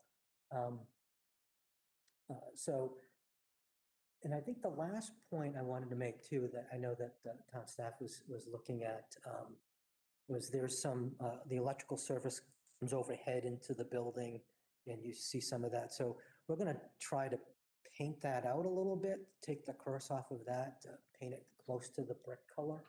We haven't selected a paint color for that yet, but I believe we can kind of take the curse off of the pipes and some of the panels. And that's what we're showing here. You can see it's almost trying to blend in as best as we can. Also on the left side elevation, you can see, I know the landlord has fixed the existing handicap ramp to make sure it's to code, new rails and what have you. And then in talking with staff and talking with the landlord, we were proposing to, again, try to take the curse off of the foundation because the building sits up, is to put a little, some planters in there to try to give a little landscaping, a little kind of design element, little color, and then try to hide kind of the length of the ramp and in front of the entrance. If there was no planter there, you'd see, big field of Eldorado stone again. So a good opportunity to kind of break that up again as well. So that's pretty much the side design and Right. we're proposing. Why don't we start again with the member? Okay. Sorry to say you have a pretty ugly building there, Yeah. I think. For the town center in the efforts to make it fit into what we envision as a town center are going to be kind of difficult, but I appreciate you making the effort. Thank you. On the elevations, I see the little hexagonals with numbers in them, 14, for instance. Does that mean those windows have the film on it? Is that what you're trying to indicate? Because I don't see a detail. Yes, the exterior glazing on the Cambridge Street side will have the film, and a little bit on the left side as well, where Right, as the windows wrap around. Yes, right. Yeah, because that's stock room there. I think I have to digest this. Yes, a lot to. Thank you. Member Raymond? Yes, look at this. I go to that building with some frequency because I do lawnmowers and everything else. And it's just a run down the hill. I don't even have to go across Cambridge Street. And where I park is as close to the steps as I can because the steps just pull up and get up, go up. And so as we're looking at the whole site, is there going to be some definition? Because now you just pull in and it's just a parking field. And as it's developed, and he's catching more because he's the first one of defining that with some kind of curbing or whatever, so that you don't have that situation now. And is the front entrance going to be the way it is now, with the steps and the concrete and so forth? Then you go in. Correct, yeah, we're not changing there's, on each side of the entrance, there's a set of stairs. There's a big landing. As I said, I spend a lot of time. But that's not changing, you're correct. It's not big money, but you exist a lot on spare chains of everybody coming in, parts and so forth. But I would really like to see some definition in front of his building estate as where you can park. And because I park there and somebody else comes along and they park over there. And sometimes it's just, a haphazard situation. I think we might get to that with the site plan, because I think we're seeing some All right. hatched areas which Yeah, may be islands that could be dressed up left and. Yes, and began to hear, as my friend says, explain it to me. Explain it. All right, why don't I just go with Barbara, maybe to kind of mix it up a little bit. I actually don't have any questions on this part. I have a lot of questions on the site plan, but I'm fine with this. Okay, Thank you. thank you. Members fail. No, I think it looks, the building did a nice job of for the exterior of the building. I think it's good. No questions. Thank you, Mr. Chair. Thank you. And I'll just add a couple of comments here. What I'd like to do after I talk, I'd just like to open it up to the public just for kind of the external pieces in the business aspect of it before the site plan, if that's okay. So we'll kind of divide that into two and then get into the explanation. I had a couple of questions here just with the business itself. Based on the non-conforming use before, there's wholesale allowed here? Wholesale is part of the thing, part of the aspect of the use that is a grandfather portion. Okay, and They're asking for percentage, section 6. is there a percentage of wholesale that's allowed? I don't think, is there? In the IG district, you could do at the time, it's all, so yeah. In the IG But district. I observe when I go there, that, a lot of it's wholesale. All the auto dealers, and garages and everything. That's where they go for things. Okay, and so would there be trucks kind of coming back and forth? You probably wouldn't know, you're not the architect, but you're. Well, typically, there is some selling to small mechanics and auto dealers, and they typically come in the morning to pick up what they need for the day. And it's usually just you've seen those small little, not even a box truck, but usually it's the small little trucks that come and get the few parts that they need. Okay. It would be good to understand frequency and size of truck, because your loading dock is kind of small with parking. Right. Sorry. You can do that. Whether you offer delivery too. I'm sorry? Whether they offer delivery would be good to know.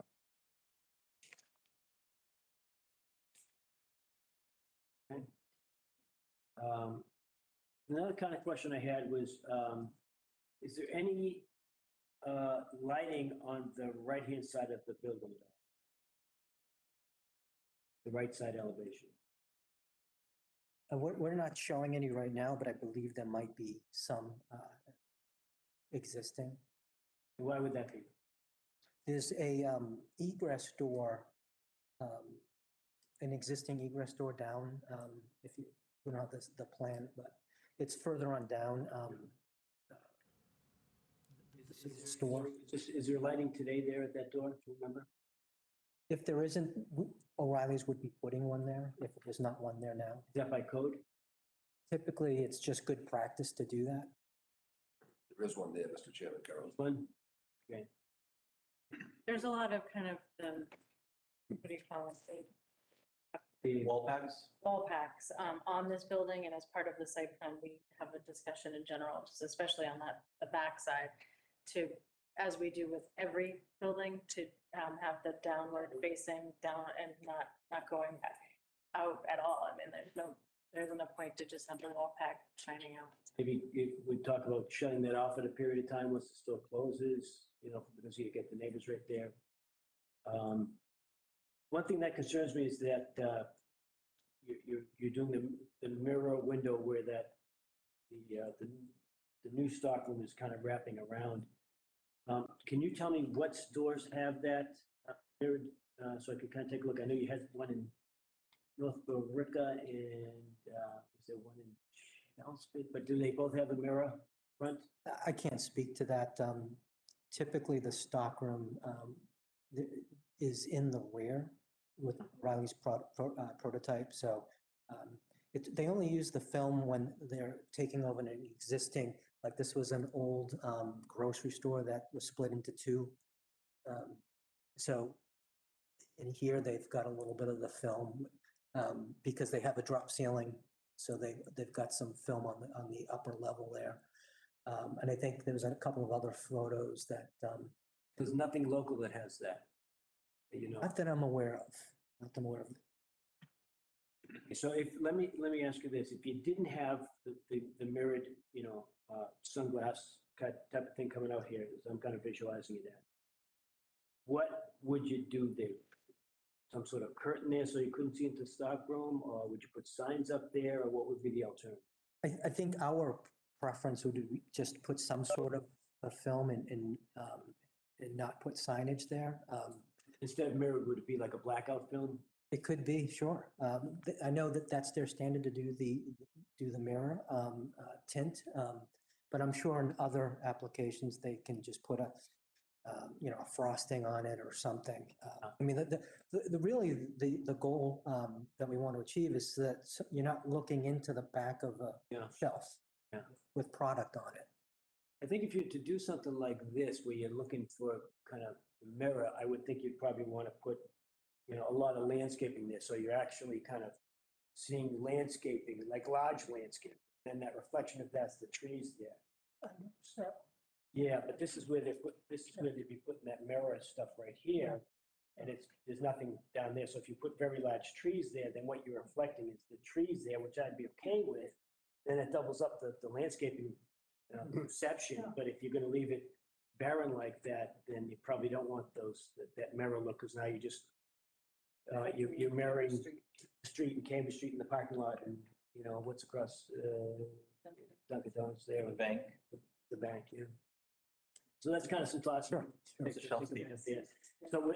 think still on that conversation, with the front, again, you kind of heard me about landscaping, right? Here in the front, you don't have anything at all, and that's Cambridge Street. That's where we're trying to enhance all the landscaping, so you're coming down there, and it's making the town overall look better. So if you have, I know you've got some parking spaces there with the handicap, and the ramp goes there, right? Correct. There's a couple of handicap spots down there. You have a lot, I think you have got a lot of space there in the front that maybe you have an opportunity to come forward a little bit and put that very large landscaping in front of both of them, and maybe even in front of the door, because if you're gonna have a door there, it looks like a door. If you have the steps that look like a step, then if I walked up the steps, and it's gonna be clear, what would I do? I get to the door, and are there guards on either side? So I'm just up there, is that the way it would go? You'd have to turn around and go to the real end. Go down the other way. So maybe what you do, kind of thinking a little crazy, is you actually, you don't want to, I mean, taking down the steps is a big deal and expensive and things like that, but maybe if you put, that landscaping strip there, and you put large trees in front of the whole area, maybe in shrubs, so you can still see your sign there, but, maybe smaller trees there, the larger ones in front of the mirrors, if that's the way, then it doesn't, and you put a tree right in the middle of that, then it's gonna give the sign to people to say, this is not an entrance, and it's just kind of a thought there, kind of crazy. The only issue that we may have, and I'd have to look into it, we do count on that door as a means of egress out of the building. Okay, all right. So we'd have to maintain maintain that. Okay. I could let the, Talk about landscaping more on site plan, right? Because I was not down with it. Yeah, Okay. okay, yeah. Is that egress for employees or? correct, yeah, coming out of the stockroom, right. Yeah, we egress pretty well off the sales floor. It's really just because the stockroom is so big. We've got to have the distance rule, basically. Sometimes they use places where there's something that looks like an entrance, but it's not. Yeah. And there's a thing that says not an entrance. Yeah. So I really think, because that looks inviting, it's like an entrance. Does, It's yeah, nice it's very inviting. facade, But it's not functional. Yeah. And the only other thing, just from the architecture, very nice, and I know for the town center, I appreciate the gooseneck lighting. We do look for, we look for, anyway. What am I thinking here? Externally illuminated. No, pitch roofs. That's what I was thinking about. And we've had other folks actually put up a false pitch roof there of what we looked at, but in this particular building, it can be very difficult to get inside. Yeah, we did look at that because I did see that in the guidelines. We looked at that early on. So a couple issues there. It just didn't look correct. And then there's also, added snow loading to the existing building that we'd have to deal with. But for us, it was more the aesthetic. The only other thing I was thinking of, when I look at this, is the loading dock door. And I looked at that, and I said, maybe there's something you can do with those. There's there's two little doors in front, maybe both and that's where you're going. That's your egress to your warehouse area maybe. And then there's another one to the left. I'm looking at the left side elevation. You've got these two great doors. Then you got the loading dock doors. Maybe there's something you can do from an architectural standpoint that to dress up those doors, to make those look a little bit more, what we're looking at the town center is more, I wouldn't say colonial, but more. Like some kind of molding over them. Some molding around there, a little softer, you know?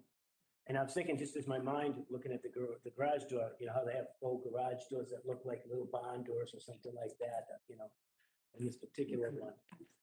You know, so, I mean, we really, we're looking to get this site really, this is a great chance for it to really be a showcase site right in the center of town. To jump in on? Of course. We have before actually had a couple of people at the end of Murray Plaza, when they took down the building to put in the bank parking lot. We asked them to put in faux windows. Yes. At the side of CBS on the Skeleton Lane side, faux windows. Yeah. Would that not work here instead of real windows? I mean, over. I get it. Over the real window? I get it. So it actually looks like a colonial style window, even though you can't see into it. Yeah. Does that make sense at all? It does. Instead of the reflection and all that. Yeah, it shouldn't be that expensive to do something like that. Am I way out of that line here? I'm not sure. Aren't there windows already there? The window's there, so you're saying kind of a full window in front of In front of what's there. in front of the windows, because it's gonna be the stockroom window, so two.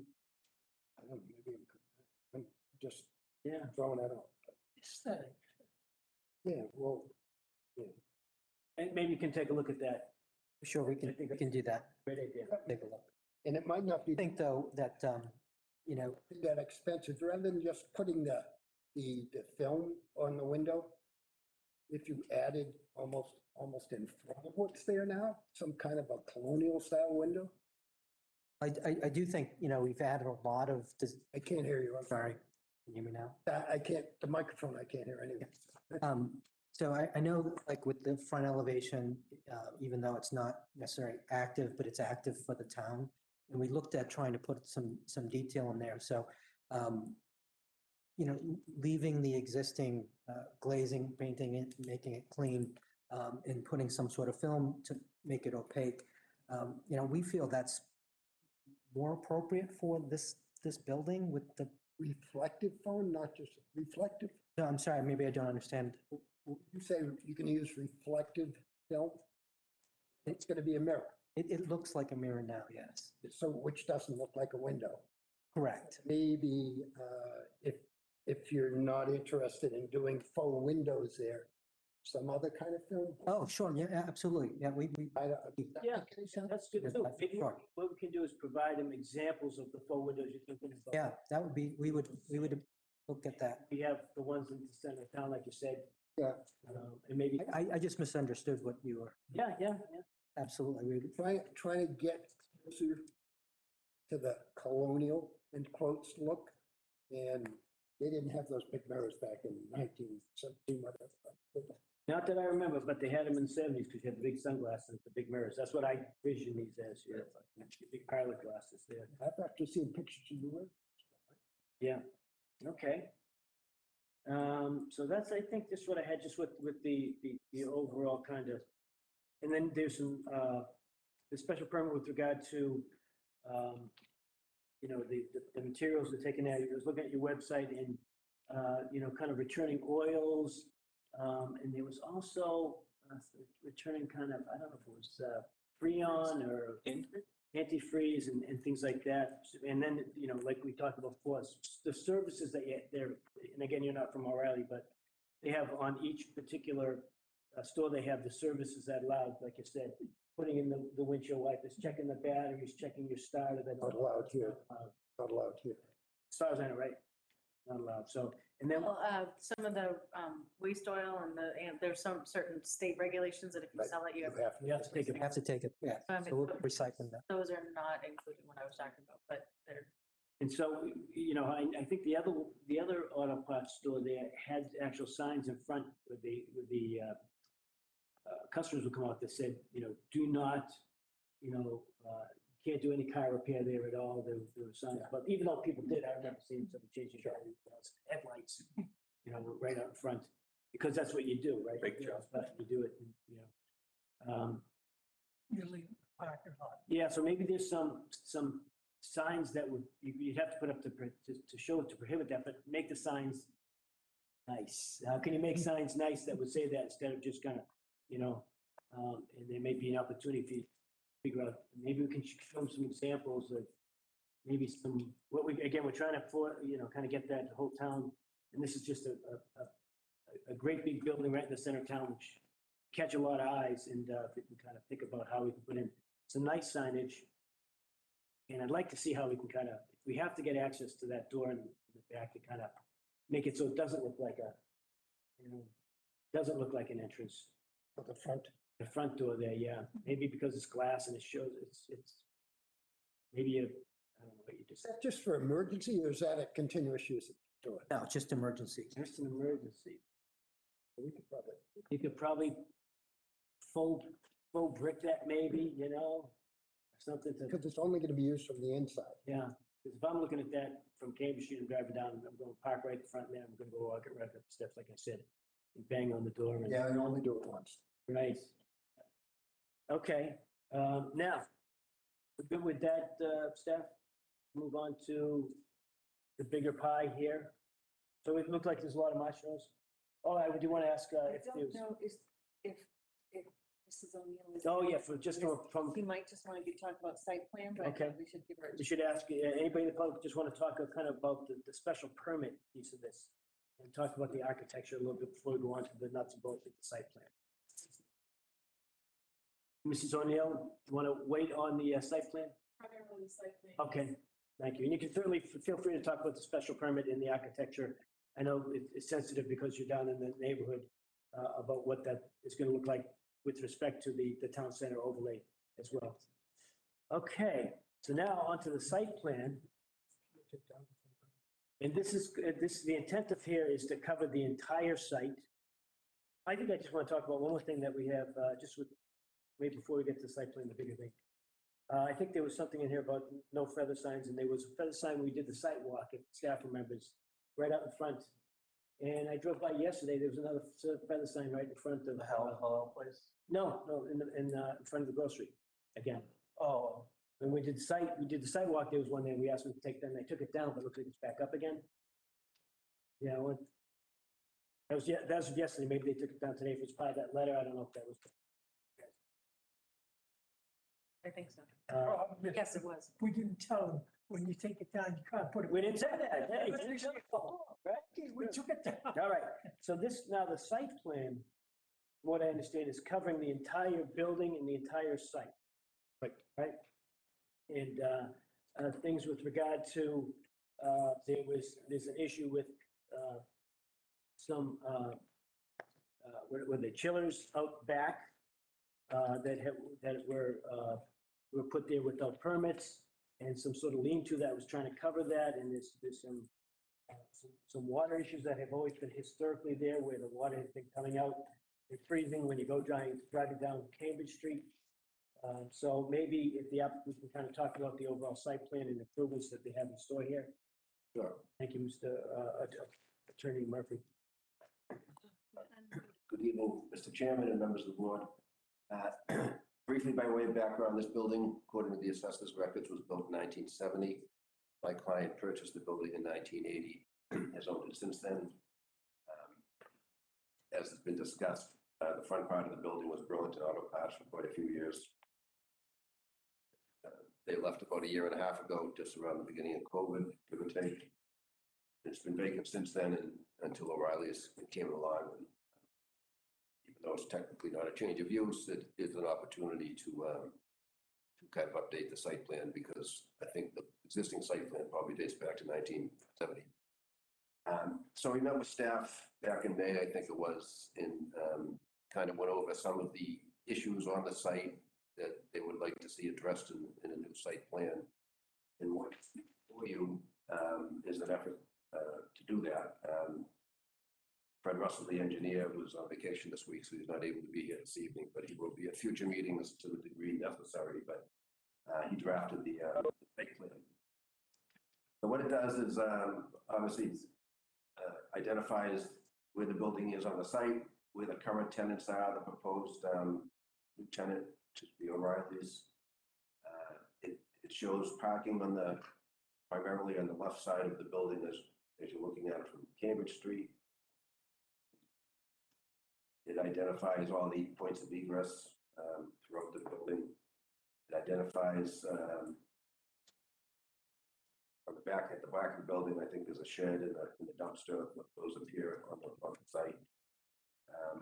It also shows at the right front corner of the site, there's been problem with runoff coming down off the hill over the years, from what I understand, especially in the winter.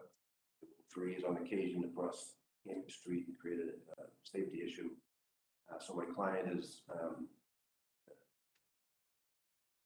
proposing to assist in mitigating that problem by creating a drainage process where it will collect runoff coming from up the hill.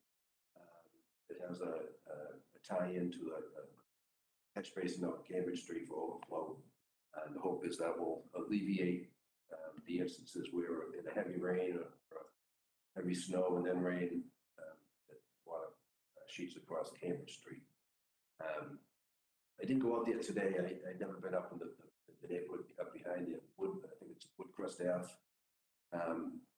If you look at the elevations on that plan, the building's at about 150.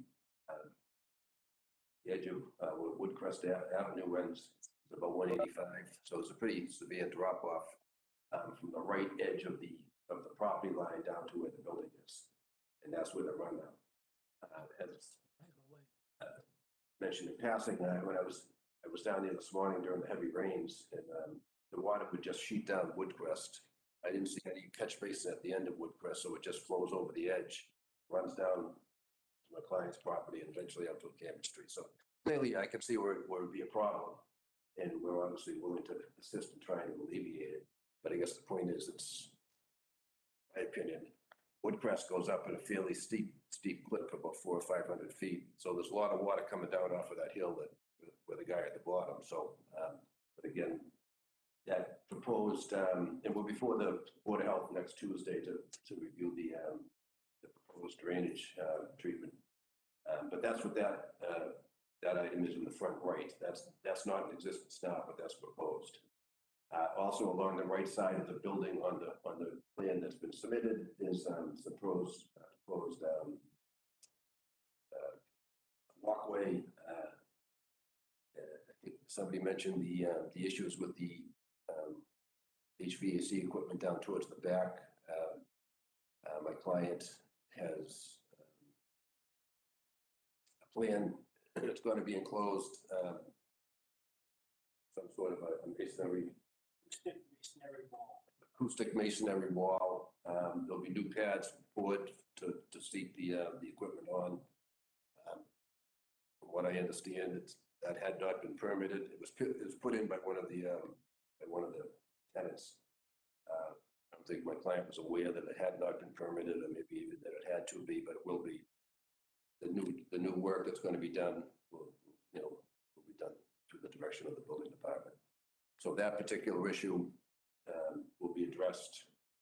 Hasn't been addressed yet, but it will be addressed as part of this process. On the site plan, it has the parking calcs and parking on site is within the requirements of the parking bylaw. Member Raymond mentioned about trying to delineate it a little bit more. It's, and I'm sure all of you have been down there, it's just a flat, wide open parking lot. There's, I suppose we could certainly line it to make the parking spaces more visible. They might have worn down some over the years, but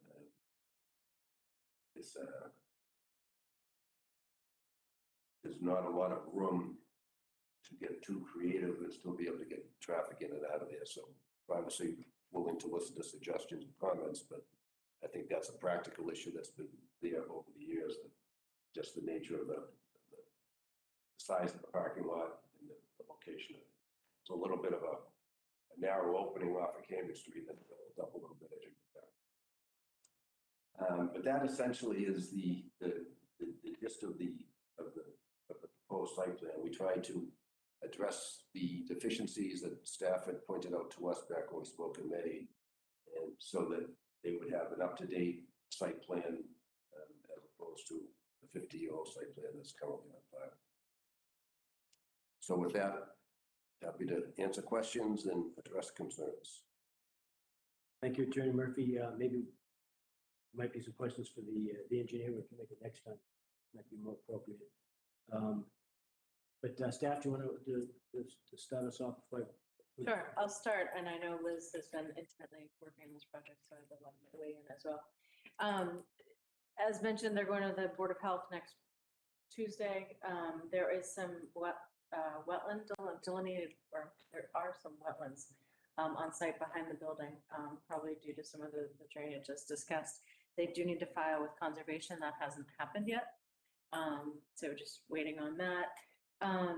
The units behind, all the units in the back of the building were installed without site plan approval. So that's, I guess my point is to say that those are things that we need to be actively discussing. I would like to know a little bit more, if not this meeting, at the next meeting, just have someone walk me through the enclosure, the acoustic cement masonry wall, and what kind of those dimensions and what that is, what it's made of, how loud, how it's dampening the sound.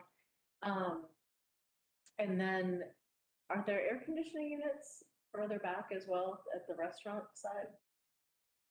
Just understand that a little bit more. And then we also have been working with O'Reilly as well as the property owner to figure out a consolidated trash situation, whether it's one or two, or in that storage situation in the back. It's a little bit random now. Some have enclosures, many not. Just to come figure out a plan to deal with the trash enclosures on site. I don't know if they have similar companies that they're using, or if there's different companies that sometimes makes the difference. We talked with O'Reilly about if they do have internal, like how are they dealing with boxes and other things? How are they breaking them down and keeping them inside and then bringing them out so there's not piles? And they seem to have a protocol for that. But again, working to consolidate the trash enclosures, or creating a trash enclosure to consolidate the dumpsters that are on site. What else? The loading activities on site. There's the parking. I'd like to understand a little bit more just in general about the loading docks that are actively being used on site, where they are, and then understand O'Reilly's loading docks a little bit better, because in some of them you have this massive area of parking spaces being striped out. Is that really where the major loadings activities happening, and just in general what's happening on site and how the parking spaces are laid out? Just because I think you could probably get more parking spaces if you kind of match the activities. And then toward the front, they have a drainage basin that they're creating, but that whole swale, that whole area between that Cambridge Street where the new Princess Diamonds location, that corner, they've done a very good job along the 195 Patterson side with creating a landscaping separation between the sidewalk and the parking lot. You're not able to do it the whole way across, but at least on that corner, how are we able to kind of enhance that corner and define the edge a little bit more than it is today, with additional kind of definition of that front edge to give better curb appeal. And hopefully actually will alleviate some of the drainage issue as well if we had additional impervious surface there. Liz, I'm sure you have other things that I forgot. You got it. Yeah. So we don't anticipate a decision tonight, though we know there's some questions. And what we really wanted to do is, and why we put it together, is have O'Reilly and the site plan so we could figure out kind of how we work together figure out how to solve the existing kind of non-compliant issues and figure out how the site plan and changes are happening between O'Reilly and the property owner. I think maybe just if whoever the applicant address that, maybe not tonight, because we have two members that aren't here that are very interested in this particular property. But I think, I'm taking notes, I'm sure you guys are taking notes too, to make sure we don't skip any of that stuff. Okay. Why don't we start this time with member Raymond? On the site plan. No. Okay. What I get?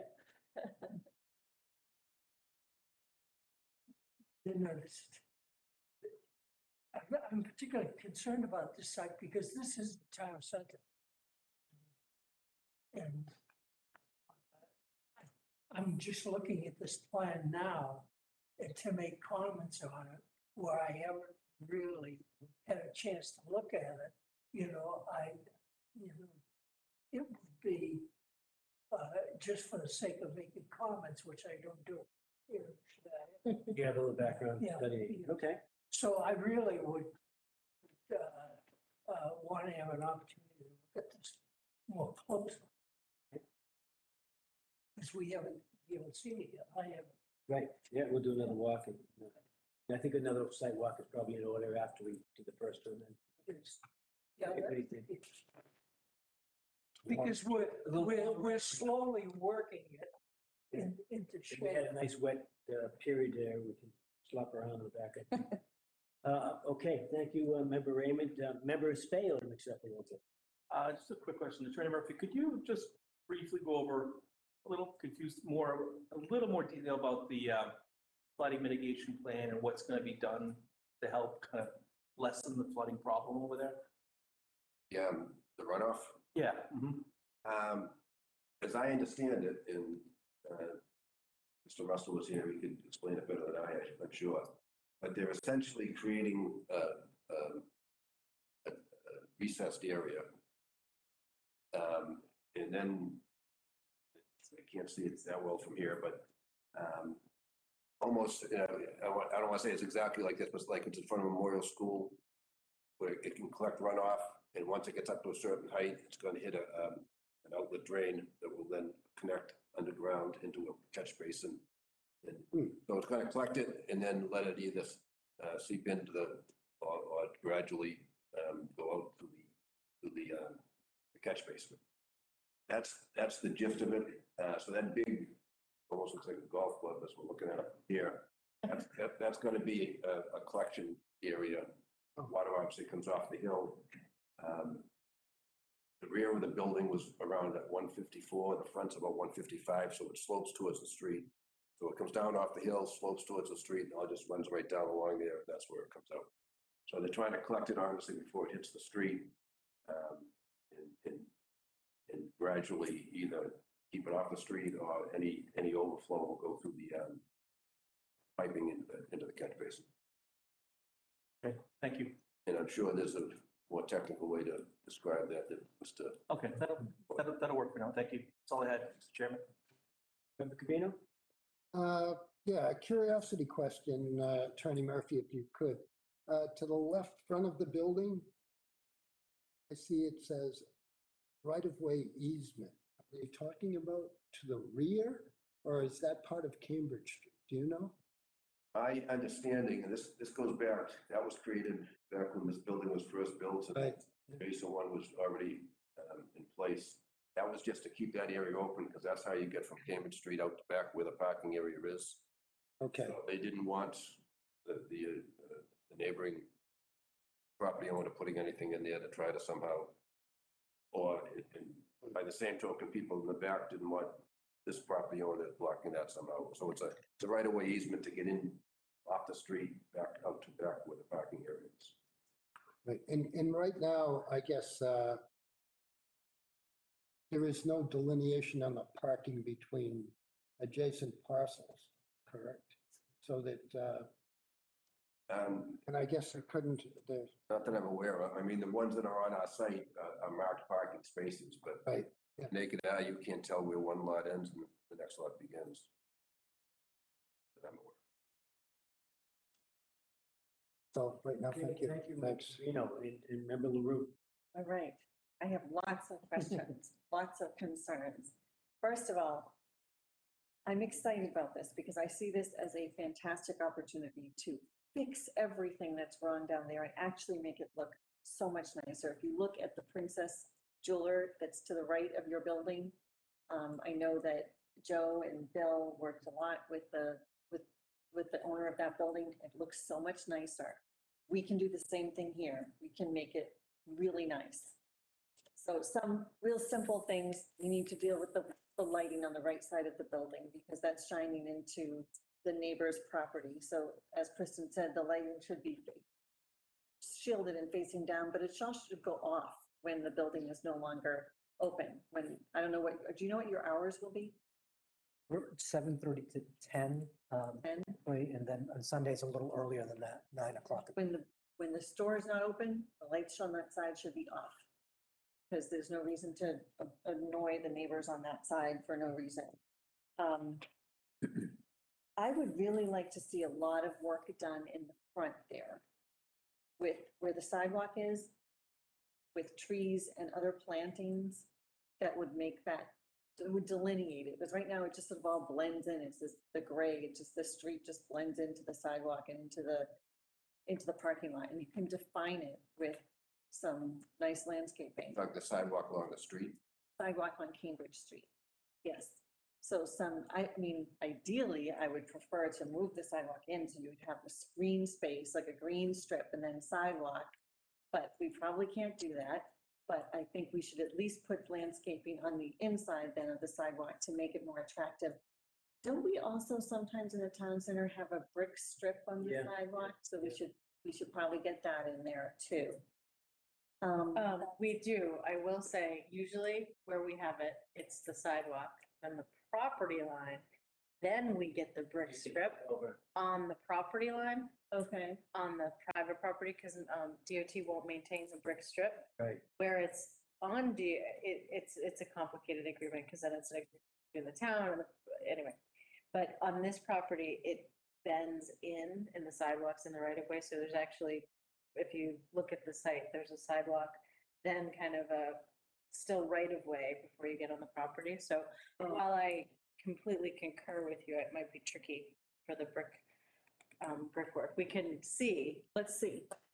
It just might be tricky as well. But put trees, and you can put trees in there that aren't going to block your sign, but will still really soften that whole area up, maybe some ornamental pears or something like that, because it would make it look so much prettier. And then if you do go with that mirrored look, like Bill said, you're going to have the reflection of your beautiful trees and landscaping that will make the whole area look great. I have some questions. You have about about 7 or 8 parking spaces in the front, not counting the handicapped parking spaces. Is that correct? That's what's on site now, yes. Is that going to be where the employees park since they're the only ones that can use that door? That hasn't been discussed. There were also parking spaces along the right where the swale is going to go that are being. Right, I see you're getting rid of those. I'm just curious about that because if people parked all the way over here and they can't go in that door, they have to kind of go all the way. You don't really want people parking there unless there's no place else to park. I think you want to direct people to park further back there on the left side of the building. And maybe you have employees park in front since they can use that door and nobody else can. So the employees would be using the front entrance like everyone else. That Oh, okay. door is just really for progressing the building. And do we need that much parking in the front if we don't have people going in that front door? Because if we don't, then we have an opportunity to create more landscaping there, like a nice big green island there on the right side with some trees and flowers. That would really make a big difference. And then I was wondering too, in this whole parking field that's on the left side by your main entrance, but also going all the way back, it's just a field of bituminous. It's ugly. Can we put some little green islands in there separating some of this. I mean, we have this crosshatch stuff. I'm not sure what this is. So the loading, the weird loading area, the crosshatches. Loading area. Well, it's to allow for the truck to. Trucks Truck to back back in. up, so we can't put greens. That's why I wanted to look at what are the activities that are actually happening, are they? Okay, I'd like to see if we find spaces along here to put some little green islands with either small trees or flowers, or even just green to break up all of that black. That's, just all pavement. It's not attractive. When we were out on the site before, and I know we're gonna do another site walk, which I think is good, there were a couple of trailers as well as dumpsters in the back of the property. I hope that they're gone. And if they aren't, please make sure they are. Sorry, trailers in the back. Trailers, Storage the container right storage next to the containers, dumpster. yeah, It's like a way shipping in the container. back. They're gone. Okay, Great, thank you. but that's the one, that's on the plan though. Storage container is still on the plan. It shows a dumpster on the plan. I don't think it shows the storage, oh, yeah, it does say It does, right storage next to the container. dumpster. There's one storage. One of the dumpsters. Yeah, I don't know why they were there, and I don't think they ever were supposed to be there. There's something behind the karate that's gone. I think that's what he. Oh, the shed, the little shed there, There were a lot of there's a lot of stuff. little small buildings and storage containers, and it was a mess. We just want to get rid of all of that stuff. And I'd really like to see a full landscape plan for this whole piece of property, the front and a little bit on the side, but mostly in the front. I think that this is a real opportunity for you to upgrade the look of this building, and it's going to improve your business and improve your property, as well as make it nicer for the people who drive by and who frequent your store. So that's what I have for now. At least so far, right? Thank you, Member LaRue. I'll just add a little bit before we get to the audience. I think what Member LaRue might think about is that shipping container that's next to there where it says conch dumpster pad. There's a big shipping container there. I remember there's a scooter that was behind that as well. That was trash. We did a couple of scooters there, but that storage container that wouldn't be, unless you're telling us it's got to be there for some reason. Where is it, Bill? Right next to the larger dumpster pad, it says storage container. Right where it says lots 9 and 10 over there. Okay. That's correct, yeah, right below that. And then just that shed, I think you're saying about next to the karate studio is gone.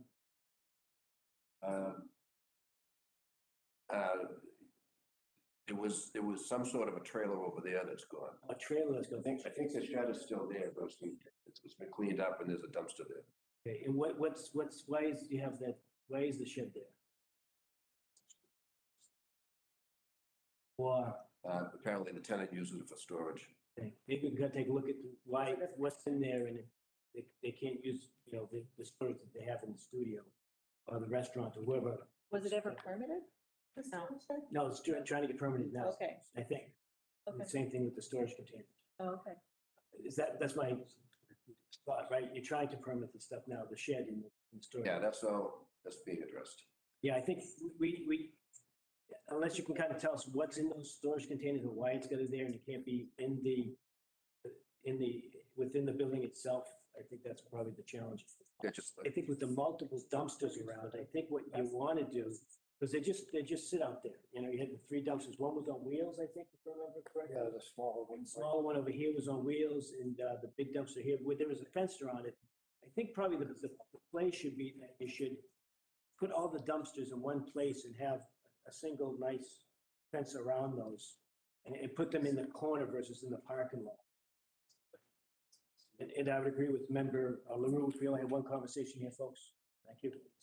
Right, I would agree with Member LaRue that if we could have take a couple of these spaces around, if like you said, after you figure out what bay doors are actually being used or not, and put some green space islands in there, I think it's really gonna help us out there. That's what I had for now. So, Sharon, can I go ask ahead. a Yeah, one more, question? sure. Looking at the building layout, there's behind O'Reilly, but before Hello Brother, there's an area that's identified as storage. Is that storage for the grocery store, or is it, so the grocery store is using that storage? Thank you. That was the area that they had come for a special permit to Right. expand into. They didn't, They didn't. but they're using it just for storage. Is that right? That's new information.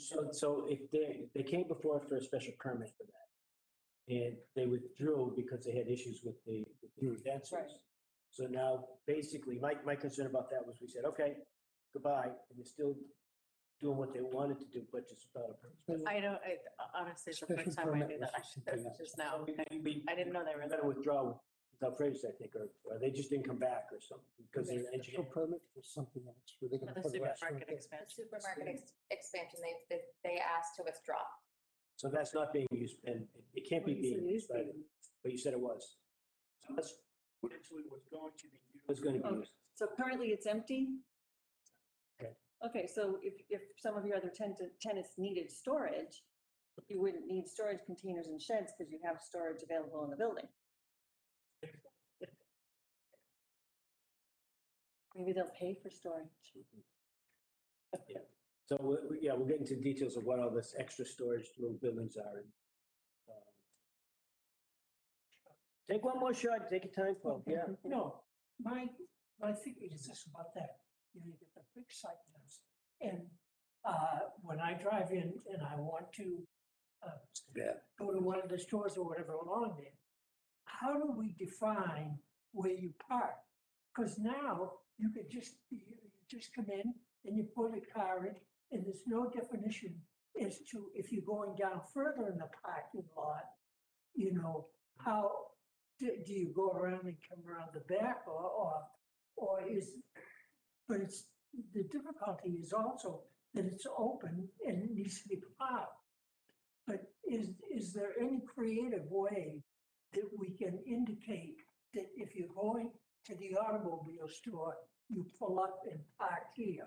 Or if you're going to the Indian restaurant, you don't come in and just pull over or whatever, that there's Some definition. there's a sensible place giving you directions as to where to park for a beginning, or even a way that we can define if you come into this property and you want to go down further, you drive here, not here.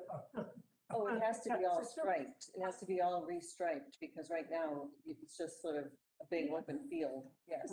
I think they're intending to restripe it according to this. Yeah. Well, I would be happy to comment on that. But the thing it said, here's how it's going to be restriped. Yes. And this is going to be the beginning of defining that whole lot as to where people can park in these retail.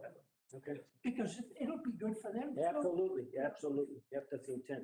It's a win-win.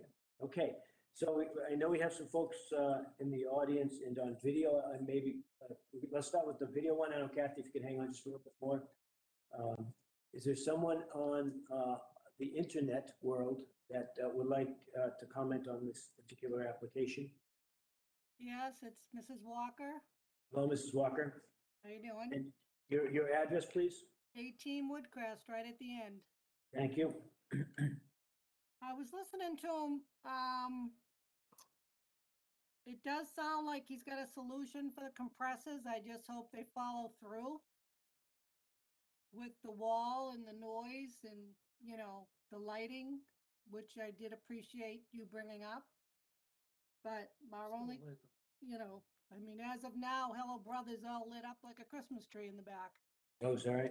And it's been like that for about 6 weeks, but, I'm not going to be as, call them and say, shut your light off. But anyway, I did hear the plans for the wall, for the compressors. That was our main concern. And hopefully it will help. So, Mrs. Walker, you're saying that the Hello Brother lighting has just occurred in the last 6 weeks? Oh, it's been on and off. Last time we had a meeting, it's been on, and we said something to him at the site plan, and he said it must be the timer, but it's been on for at least 6 weeks now. I just have to shut my blinds so it doesn't blare in. Probably the same time they put up the fender sign again, so, okay. And as far as the water issue, when he goes to the Board of Health or whatever for that issue, I don't know if he noticed when he said he came up the road today with all the water coming down. The water is actually eroding the dirt away from under the street, and the end of the street is all crumbling. I know that's not part of the site plan, but just for your own information. Okay, thank you. I noticed that too, actually. My other question is, I saw on the plan that he had a dumpster that he was gonna put at the front right-hand corner of the building. Is that true? No, It's off the plan? not anymore. That was an old plan, old minor engineering change. Okay, my only issue is with the It's dumpsters. an old plan, yeah, it's not there. Can you The repeat issue, that, Mrs. Walker? Can you just repeat what you just said? I think we got- saw on the site plan, there was O'Reilly's had a dumpster up by those Yep. front doors you were talking about to the right. Okay, Is that still gonna be there? that is not. Okay. Okay. And as far as the other dumpsters you were discussing on site, this was brought up not to you people, but other people. They empty those dumpsters at 3:34 in the morning. And we've gone to the town several times and they said that they're not supposed to be emptying them until after 7. But every Tuesday night, 3:30, 3:45, they're emptying dumpsters and they bang like crazy. So whoever they get to do their dumpsters, if they could request that they do them, when people are awake. Yeah, we should be able to address that right now. But mainly our concern was the compressors and the lighting, so. Okay, so about the dumpsters, staff, how does that get addressed immediately? The existing dumpsters that get emptied, Well, I mean, the first thing I would ask is for the property owner who's contracted with the dumpster companies to reach out. And then we could certainly, I mean, with the police department, it's tough because they have to be kind of caught in the act of Right. 3:30 in the morning. Well, So, but the first, I mean, whoever's contracted the dumpster company should call them and say, you should be reminded of the hours. I'll pass that along. I guess the only thing I'd want to make, I mean, there's a lot of businesses down there, so I don't know which the dumpsters are getting emptied and which aren't, but I'll certainly suggest to my client or ask my client to talk to his tenants and whatever dumpster schedule they have. Because as she mentioned, as far as the police, when this was going on before, about a year or so ago, the police did go down and they did speak to the dumpster guy and nothing ever happened. He just keeps doing what he wants. But- We also recommend putting signage of when it is allowed in the enclosures Yeah, or near the building, just. but Oh. those were our only concerns. We'll speak to our tenants about that, so that to the degree that those dumpsters are on our property, we can address them. But like I said, there's a lot of other businesses down there, so. yeah. In the lighting, can we address that immediately as well? Instead of waiting on shutting that light? We're talking about the outdoor light on the right side of the building? Right side, the Hello Brother, that, Right over his unpermitted compressors. right over the compressors, okay. I remember seeing those lights before, so. Right. Now, Right. is O'Reilly, their compressors on the roof, or are they gonna be in the back? Or in the building? The rooftop units, Rooftop, okay. They're already existing? they're existing. Are they gonna change? Okay, so the O'Reilly compressors will not be any different. They're gonna be the existing ones today. Okay, Right, we're okay with that? yep. Do they have noise attenuation already? That I'm not sure, but they're so further towards Cambridge Street, sitting over. No, we've never heard compressor noise other than the Hello Brother ones. Okay. Okay, Okay? thank you, Mrs. Walker. Anything else? Nope, thank you. Thank you, Mrs. Walker. Anybody else on the internet there that we need to hear from staff? Jen isn't saying yes, so. Jen is not saying yes, we'll take that as a no. So we have someone in the audience that would like to speak on this particular matter. This is McNeil. Can you come up? Can you please come up so we can? See how that's gonna work. Happy to sit here. Thank you. Thank you, everybody, for letting me have the chance to talk. I feel like every time I'm in front of you, it's about something down with one of those buildings. We look forward to O'Reilly Auto Maruf moving in. I think they'll make a nice neighbor. My concern, and I've spoke with many of the neighbors, I think you all have a copy of the letter. Sorry, what was your Gave to address? Kathy O'Neill, 31 Arthur Woods Ave. Okay. Speak into the microphone. Sure. Yeah, I'm doing everything wrong tonight. But anyway, so I literally, the house across the street from me obviously abuts this neighborhood, this problem, I should say. And so they're the ones who told me that the letter came in, and that's why I'm here tonight. But there's a whole bunch of people in that neighborhood who are affected by this. My first concern is when I heard Attorney Murphy say that the property owner has owned the property for 40 years.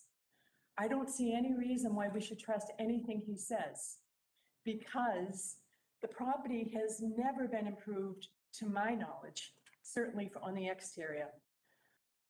I drove by there again today thinking that things would be cleaned up because they were going to be here tonight. 4 dumpsters, one in the back, the shed is still there. There is definitely a problem with rodents in that area. Rats. We see the big boxes of them down there. I drove through the parking lot tonight because I wanted to see what it was like at night. It was extremely crowded. There's a problem with those parking spaces. They pull in so you could be nose to nose, but they're so close to the next row of cars. When I was trying to take a left, I had to back up and couldn't really make the turn because of the huge dumpster that's sitting there. But even if the dumpster wasn't there, you still can't make the left-hand turn. This is the town center. All I've heard about for 20 to 30 years is the overlay, the town center. I would like to see this board take a firm stand with, particularly in this industrial area, and make them conform. That is the reason that you guys are here. You have control over special permits. I do not believe that any building down there should be given a special permit, particularly when I sat in front of you, this board, 2 years ago, and was promised by NBM that they were going to put in sidewalk, lights, trees. Their renovation has been 100% complete. 0 in terms of what they were supposed to do for improvements. What authority do you have now over them? Because they've already gotten the special permit. This property owner has owned the building for 40 years. Again, the parking lot is a maze. There have been no improvements in 40 years. I've heard everybody say, we're going to turn the lights off now. We're going to do something with the parking. We're going to do this. They haven't done it. You took a site walk down there and nothing has improved. Why should you believe what's being said? That's my question. Now, they start talking about trucks. I want to know if those trucks are going to be there before 7 in the morning, because although my backyard doesn't back up to these properties, I hear those loud noises all night long. I don't know what it is, whether it's dumpsters rolling or trucks opened up and things being rolled into them, whatever it is, there's a problem and nobody cares. It is the eyesore of Burlington. And I heard people here on this board tonight talk about, we want to be upscale. And I heard, and I was so happy to hear it, we want landscaping, we want vegetation. It seems to be everywhere except in the very center of our town. You're in the position now to make changes. And I really hope that all of you will stick to your guns and make these property owners make their changes. They need something from you tonight. And after this is passed, they're going to collect their income, they're going to collect their rent, and we're all going to be stuck with this eyesore. And the people who live in that neighborhood are dealing with, as I said, we know there's rodents, we see the big boxes down there. And it's really an opportunity to stick to your guns. Why can't we have a roof? This is what the overlay said. This is what the town center said. With all due respect, it's his opinion that it may not look good. But maybe my opinion is that it will look good. This is what the goal of the overlay was. Please enforce it. Please hold these landlords, property owners, to the goals that we have set for the town. And I would not believe, based on what happened with NBM and the condition of that property, and not just that one property, but the other property that's across from it, they are a mess. It's an embarrassment, and we have the opportunity now to make changes. And I hope that you'll be very firm and stick to your guns and make these changes happen. Now is the time. And I hate to say it, but 20 years ago, Joe Impemba, who's not here tonight, I wish he was. He had the vision to say, let's change the zoning to commercial. Would have solved all of these problems. But we're left now with the decisions that were made then. And I hope that we can really, as I said, stick together and make these changes. It's impacting the neighborhood drastically.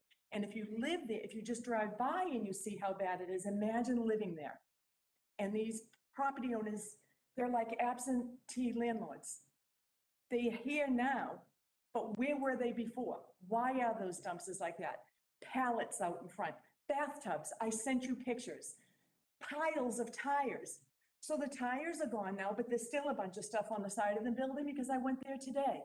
And even with this meeting tonight, that's not cleaned up. So what is that telling you? Where is the respect? Where is the real concern? Where is the real caring? My opinion is it doesn't exist. They want to be able to get a tenant in and collect their rent. And I hope they do, because it could really improve the property, but they need to do it right, and we need guarantees, not just their word. Right. That's all I have to say. Don't go anywhere. Thank you, Mrs. McNeil. Yes, Can I just ask staff, can you explain what our leverage is once this is permitted? With all the improvements we're gonna tell them they have to make, there's no occupancy permit. There's an occupancy permit So for, we don't sign off on the occupancy permit until they do the work, correct? well, I mean, at this point, I mean, we don't want to be sending, letters from the building department that occupancy permits are, revoking occupancy permits and stop closing businesses. I mean, we want to work with the property owner to get it done. But they haven't moved in. No, but I haven't, but there are people there that have done things that are out of compliance with the site plan. I mean, the air conditioners in the back of, air conditioners and the compressor, I mean, all of those were done without permits. Right, so We can close the business down because they were done without permits. We don't want to do that. we have leverage now over the property owner The property owner, from us.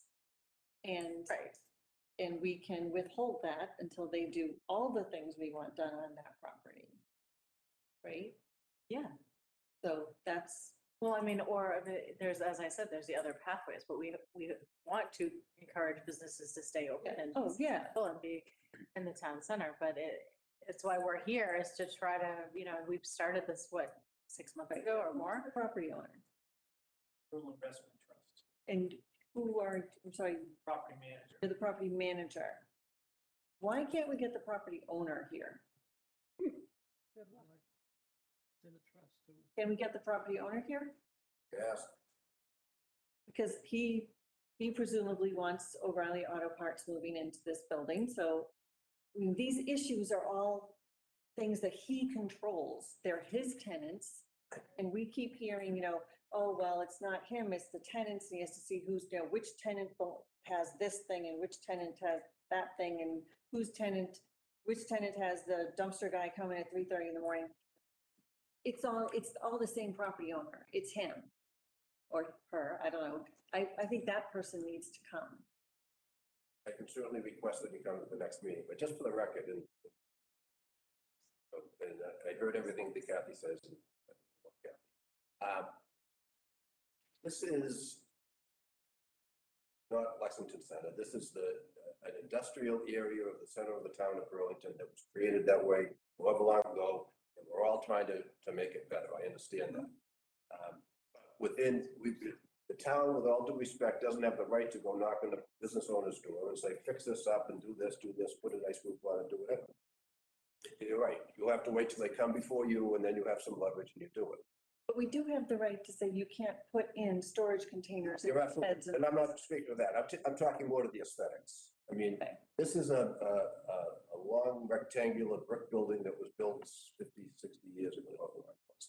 Clearly, it's not, like I said, it was a functional building. It wasn't built for works. With all due respect, everything's been said, but fairness to my client, and Mo's the current property manager, but the owner has been there for a number of years. They do what they can, but it's a business. If you don't have tenants for a while, there's no money coming in, you don't have, so it's a give and take. We're here this evening, as we were asked to bring the site plan up to date. Some of it was due to improvements O'Reilly wants to make, and you're right, we would like O'Reilly's to come in as a tenant. We've had a vacancy there for almost 2 years, and it's a good fit because of the same as the prior use. However, it's it's not a change of use. And if they weren't doing their exterior things, there's a question as to how much leverage it might actually have. And at the end of the day, if O'Reilly's doesn't come in, they're looking at the same building. So we're trying to work with the town and you know, I understand that. it's frustrating to listen that he's never done anything. The catch basin, whatever the drainage thing he's putting on at the front of the building, he was approached by the town, asked if he could help out. That's coming off the street. You heard Mrs. Walker say that the whole street's washing out. No, I understand. Town doesn't put drainage on a street and it runs down to my guy's lot. He's trying to fix it. Okay. So, any other further comments? I just, if I may, in response to Attorney Murphy, I don't think we're trying to turn this into a beautiful old colonial building, but it does have to be cleaned up. The property owner or the tenants have done a lot of things that they're not allowed to do. That's on the property owner to fix that problem. And those are not expensive problems. Those are not unreasonable things. The landscaping they were asking for too is also not huge expense, will improve the property. We're not asking them to renovate the building and make it a beautiful old colonial, but this is our opportunity to clean up the mess that's there that was never supposed to be there. We agree, and we're happy to work with you to do that. I wrote down every suggestion that was made today. I know they were unreasonable, and I think we can sit down and work that out. Great. I do see this as a wonderful opportunity to improve. Got a whole bunch of buildings and other uses down in that area that are similar to ours. And we're talking about the parking lot without any definition, but there's 6 different businesses that use that big parking lot, but we're the bad guys because there's no definition. There's been other people before, other companies that have been before this board that haven't done what they're supposed to do, but you know, we're the bad guys because, so it's frustrating, Barbara. We're willing to work with you. That's when we put the plan together, and we're going to work with you, we're working with Alliance. But, you know. We're not holding you responsible for other properties, just your property. Okay, so. Chairman, may I just one quick comment? One more quick. This is not to anyone in particular. This is just a general statement. I would like to take Ms. O'Neill's wonderful comments and put them as exhibit A of why we need a zoning enforcement officer in this town. Because we can do everything we want here and make every plan and every stipulation before we give the approval. But once we give the approval, our jurisdiction's gone. And believe it, all of us here, and including I'm sure the property owner, Attorney Murphy, everybody wants it to look nice and be nice and not have rats running around. Nobody wants that. But again, something we lack in this town is a zoning enforcement officer that can take the ball after we tee it up to make sure that the game is played on the field. And it's out of our hands once we approve it. And this is a quick statement, all I want to say. Okay. Thank you, Mr. Chair. I just want to ask you. One more. That's quick. We had this problem down at Market Basket. That street that was in back of it was a mess. They were coming in there at 5 o'clock in the morning. Those poor people, it was a nice residential area. They came to us a number of times. We finally got that resolved. How did we do that? You can't, these guys that drive the dumpster, they don't care. They're going to pick up the dumpster. They'll pick it up at 2 o'clock in the morning if nobody tells they can't do it. And we somehow resolved that problem, I believe, because they seem to be satisfied. What leverage, if any, do we have as a planning board once we make the plan to have some ability to see that the plan is in fact executed and that we can enforce these problems that come as a result of these people ignoring it? I mean, we sit here and talk all night, they're gonna be there tomorrow morning. Yeah, no, I think but a general enforcement type of. yeah, Market Basket, that issue, Dave Hutchinson was very vocal and his neighbors were very vocal way back when in early 2000s. Yeah, I think the property owner changed. And, the property owner changed from Samuels to Edens. we had a lot of conversations about the property owner, with the property owner. They were going through a lot of permitting. They were going through a lot of changes with the site when they were building out Bugaboo and I guess, what's it now, Chateau, and Old Navy. And then I think there was the piece of the refrigeration trucks that, Okay, let's, you know, that's not. You know, I just wanted to know if there were specific things that we did there. but the point was working with the property owner to then And that's what we're doing today, we're here. their, So I think it's like it takes. Mr. Chairman, I'd Yep. like to make a motion to continue these matters to the planning board meeting of September 2nd, 2021. Second. Okay, we have a motion and second. Let's put us in next. All in favor? Aye. Opposed, abstained, 500. Thank you. And we will have our artist in residence at the next meeting, hopefully, with a member of plans and make magic out of them to. Well, I brought that whole brick street drawing. Yeah. So we'll be here for the next one, but thank you very much. Thank you. Thank you. Okay. All right, that's a big one, and there's a lot of work to be done on that for sure. So thank you, folks. All right, so let's go to the next on the agenda is, we got, continue public hearing to position to rezone the property at the high-rise IH District 1 Rounder Way, submitted by David Reinfeld and Lou Frati. All right, we have folks here, please.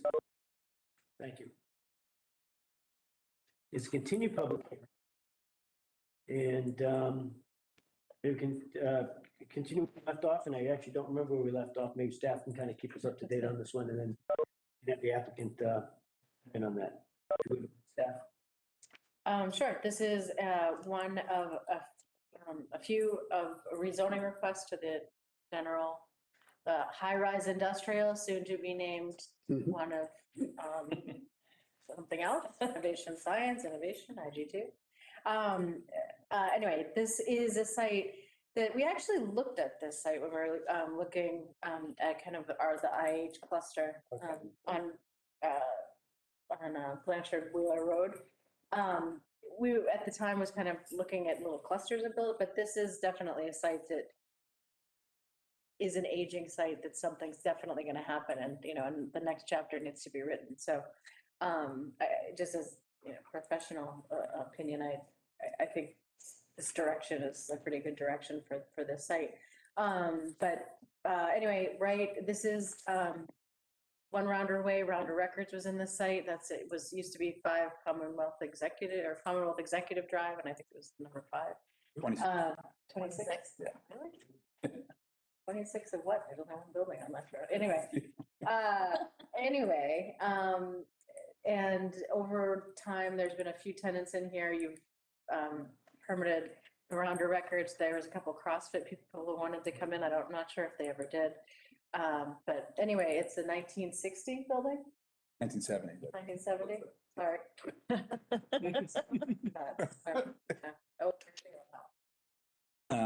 Okay, well, thank you, Mr. Chairman, and members of the board, and Kristen and staff. My name is David Reinfeld. I am the owner of One Rounder Way. I own the building with my partner, Louis Freight. We owned it for about 15 years. We bought it from Rounder Records. And our company's in the building for the past 12 years. So we've since sold the companies. We had about 100 or so employees using that building. It was perfect for our use. Now we have, essentially an empty building. We have a small tenant in there.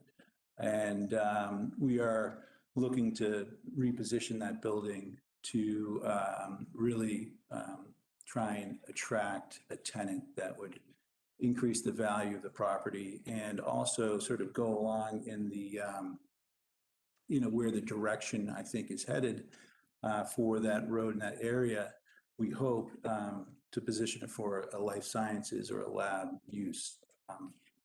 Just a picture of the building. It does need updating. It's a 40,000 square foot building.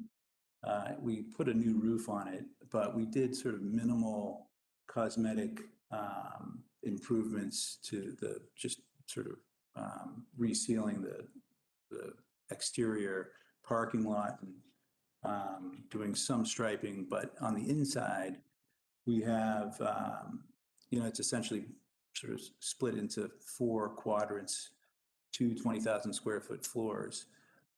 We did some renovation in the interior of the building, but what we realized, particularly after our companies moved out, is the building's really set up for a single tenant. It has quite a bit of parking. I think it's about 253 or so spaces of parking. And it, as Kristen said, it's sort of situated very close to this other cluster. I think it was cluster B, which I believe was in front of this board back in May for a similar rezoning. So what we've been doing since the end of last year is we hired a retail brokerage firm, Parsons, and we are actively marketing the building. I can tell you from the experience over the past 9 to 12 months, or 9 months or so, there's been a lot of interest in the building, but one of the things that does come up in the discussion is future potential use. I mean, right now, the use is it's an IG and for general commercial and research. There is a lot of interest in developing it for a life science use. But in this proposal, or this, these notes that I've put together, I actually borrowed a few of the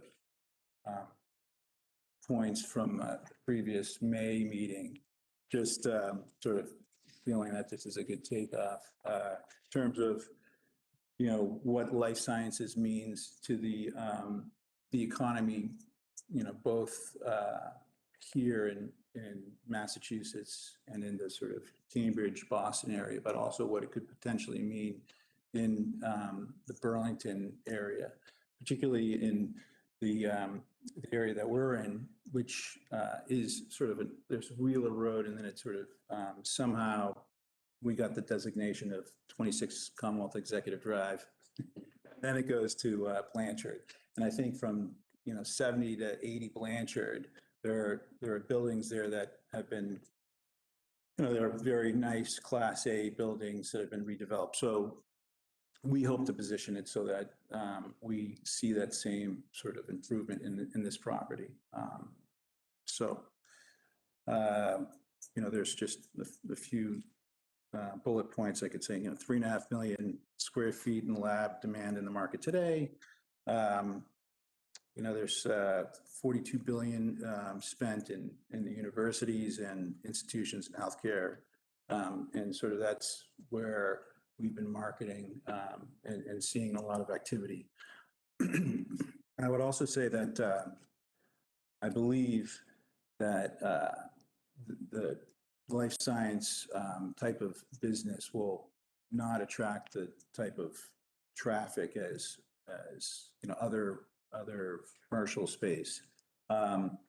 That's a statement that I transferred into my presentation, but I see that I actually live in Charlestown, and I've been commuting back and forth from Charlestown for the last 10 years. The majority of that biking on the Minuteman Bike Trail, and I can tell you, I mean, I understand the traffic patterns as a cyclist at times, and so I'm sensitive to that, the development of of that Wheeler Road area and the traffic patterns. So, anyways, I just think that this is a good direction for the property. Let me see, what else can I? So I guess I'm happy to take any questions.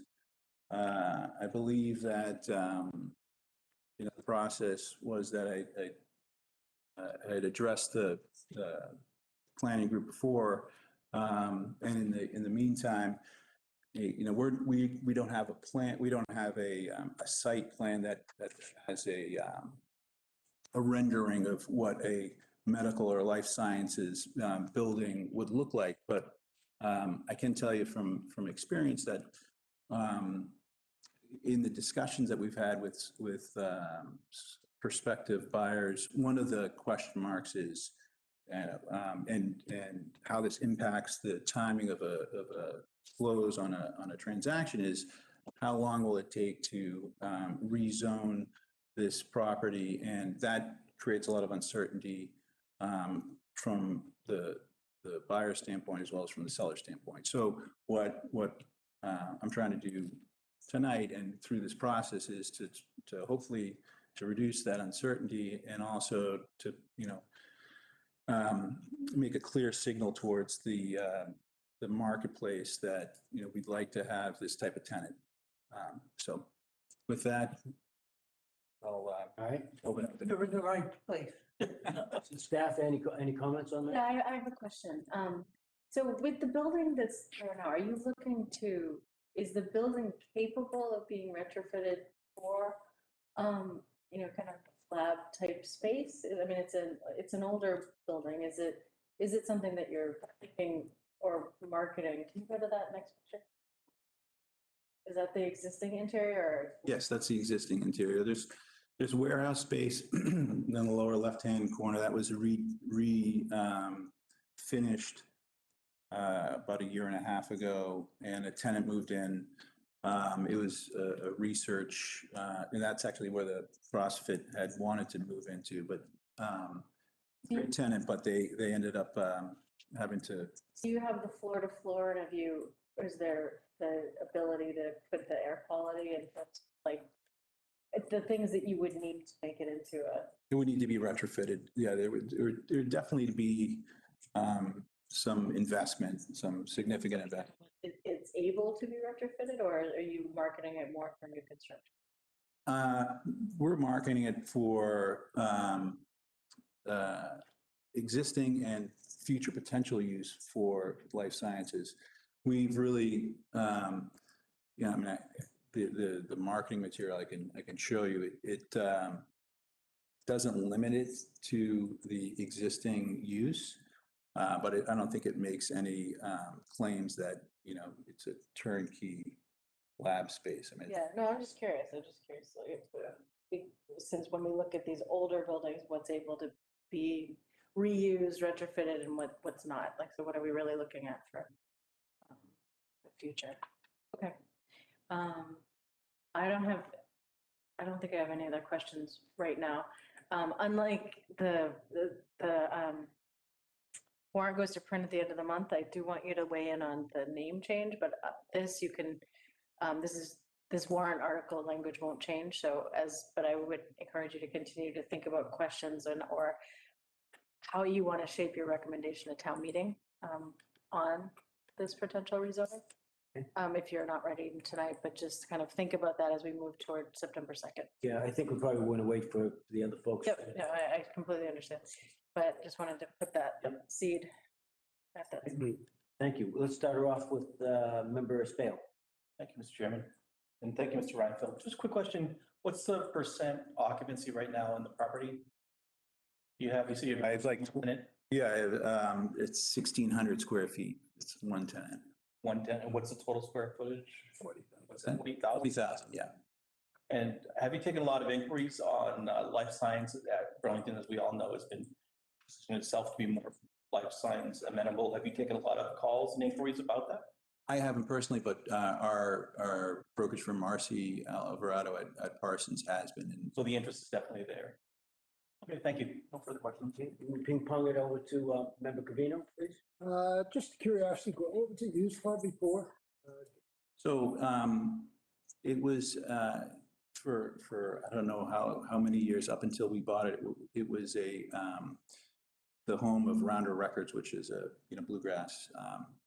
And what my partner and I ran two businesses. They were a retail energy brokerage and a retail energy supply company. Okay. Patriot Energy and Mint Energy. Between the two businesses, we had about maybe 120 employees. Thank you. Awesome. Sure. Thank you, Member Covino. Let's bang it over to, Do not have any questions at this time. no questions. Member Raymond, no questions.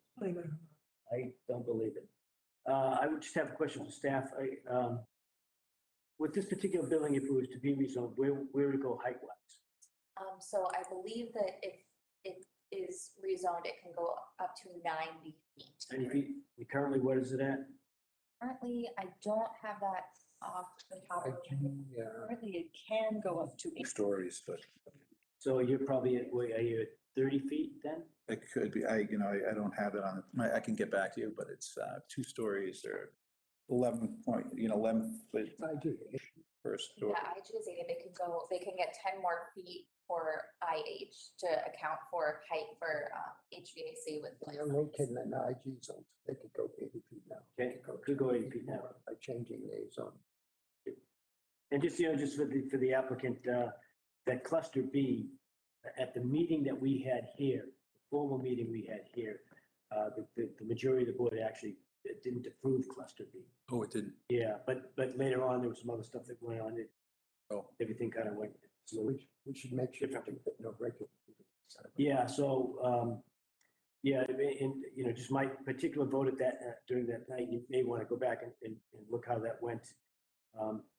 Just the way that Blanchard Road is, there was some discussion about being the next corridor for that. And I think I was concerned about putting the cart before the horse on that whole corridor because it's not necessarily ready from maybe an infrastructure standpoint to become that next corridor, in my personal opinion.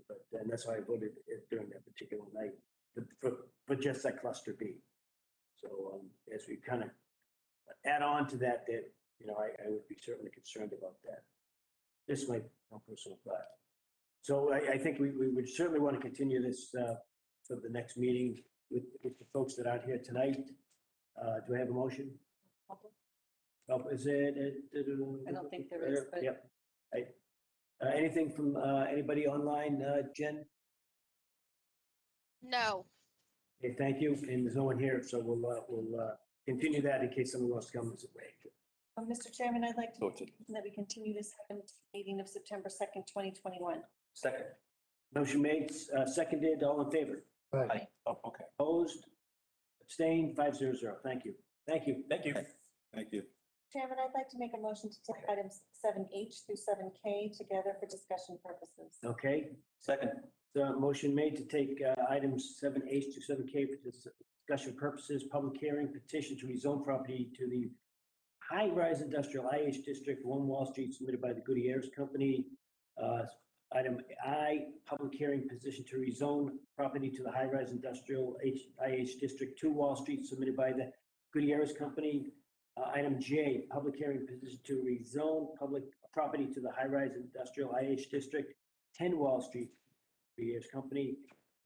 Item K, public hearing, petition to rezone property to the high-rise industrial IH District, 20 Wall Street, submitted by the Gutierrez Company. Is there anybody? We didn't vote on it. What's that? We didn't vote on it. Oh, the motion. Okay, that's the motion. Motion was the motion made? Seconded? Seconded. Okay, all in favor? Aye. Opposed, abstained, 500. Thank you. And it looks like we have someone on the internet to talk about that. Can you please introduce yourself? Good evening, everyone. This is Scott Weiss from the Gutierrez Company. Can everybody hear me? Yes. We can, Mr. Weiss. Thank you. Yes. I apologize for not being in attendance directly tonight. A little bit of a foot injury has kept me a little bit off the roads, out of your meeting place, but I appreciate the opportunity to be able to appear this way. So this is a great new outcome, perhaps, of the COVID pandemic. One of the few, maybe minimal, small positive things that we can take away. But I appreciate your indulgence here this evening. When I was last before you, did have a couple of items that were asked about our proposal to rezone the Wall Street properties 1, 2, 10, and 20 Wall Street, which we refer to as Burlington Office Park 1. And we had talked a little bit about that. There were a few questions that came up about the proposal, which again is to rezone these parcels to the what is currently known as the IH district, so that we can plan for the future for some additional life science attractiveness, if you will, for these properties, primarily 1 Wall Street, which is the larger office building there, in conjunction with 20 Wall Street, which is a medical office building. And so it creates the opportunity for a life science campus type feel to it. And that's what we're going for. As we talked about with 1 Wall Street, there's no additional FAR capacity that would be generated because this building was built a long time ago under some different regulations. So there's no added capacity that would be built, that would be available there. But this would certainly, I know there was some discussion about cluster B from before. This would certainly take advantage of sort of the Cambridge Street cluster area, if you will, Cambridge and Wayside and Wall Street and Blanchard, and with Northeastern and what we've got going on at 4 Burlington Woods. It creates this ability to have a number of potential locations and opportunities for life science and lab buildings around the Cambridge Street interchange.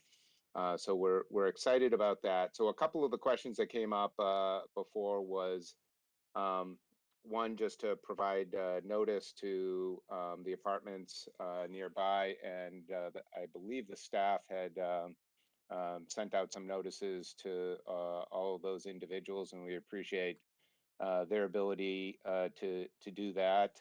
One of the other questions was about the term and the occupancy of 1 Wall Street, or most of the buildings overall, and they are currently fairly fully occupied. There's a small vacancy in 1 Wall Street. There's a couple of storefronts at 10 Wall that are currently vacant.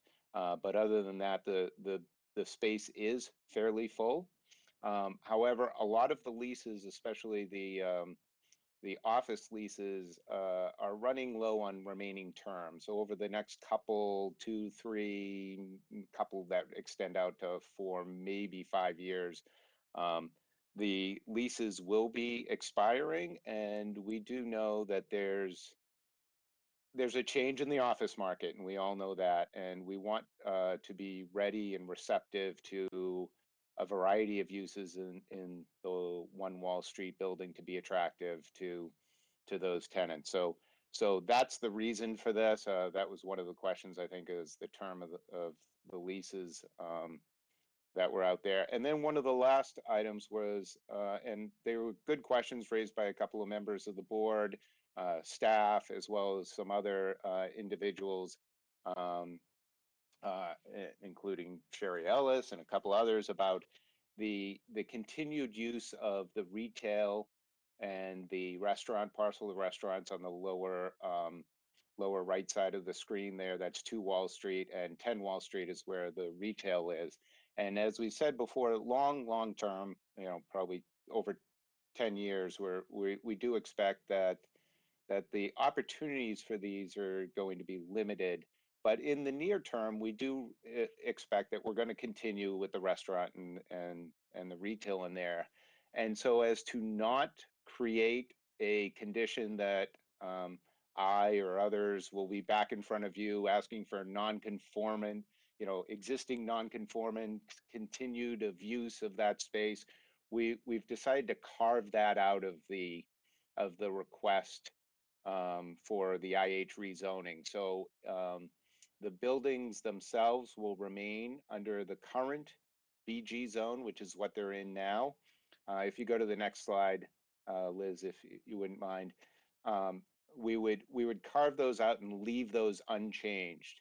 This property, this overall property is already both BG and IG throughout the area. And what we wanted to do was make one consolidated uniform site. But in this approach, we will be able to retain the existing uses, sort of unfettered, if you will, for the retail and restaurant, while allowing the rest of the campus to be more unified and combined. So we're really reducing some of the split zone in this area, with this proposal to put it all under the IH except for those buildings. So that's the modification that we proposed. And then again, as mentioned, to help expand the opportunities for different entities both here and on the Cambridge Street cluster, if you will, for life science opportunities. So with that, I'll stop and be happy to answer any questions that anyone may have. Thank you. Okay, thank you, Mr. Weiss. So just from my understanding, before we go to the rest of the board, so what we're doing on a particular application, moving property at 2 and 10 Wall Street and just going with 1 and 20? Actually, it'll be part of 2 and 10 Wall Street. We will carve out the building portions of those lots where those exist. So it'll be a portion of 2 and a portion of 10 Wall Street. Okay. And still including 1 and 20? Yes, that is correct. Thank you. Okay. Let's start to my left, Mrs. LaRue. Thank you, Mr. Chair. I'm a little confused by this. What is the reason for splitting 2 and 10 and having part of the site be changed now and part of the site not? It makes sense to me that you don't want to create non-conforming uses, but why wouldn't you just move forward with 1 and 20 and have 10 and 2 stay in their current zoning? What is the reason for splitting it?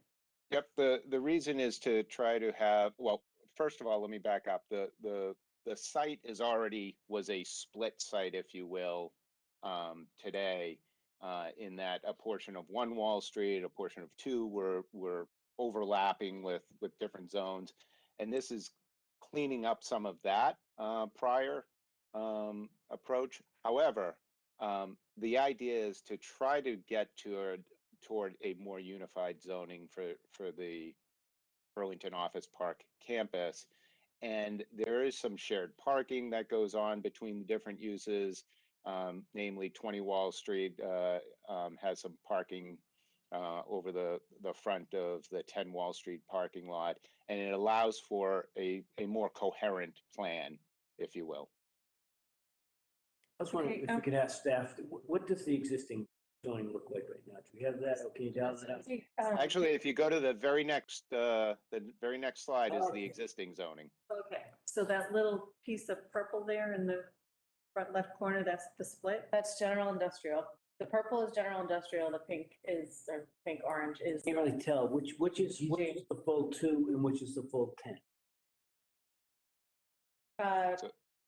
2, like the middle. 2 is in the front. Yeah. So part of 2 is in the general industrial. 10 is completely general business.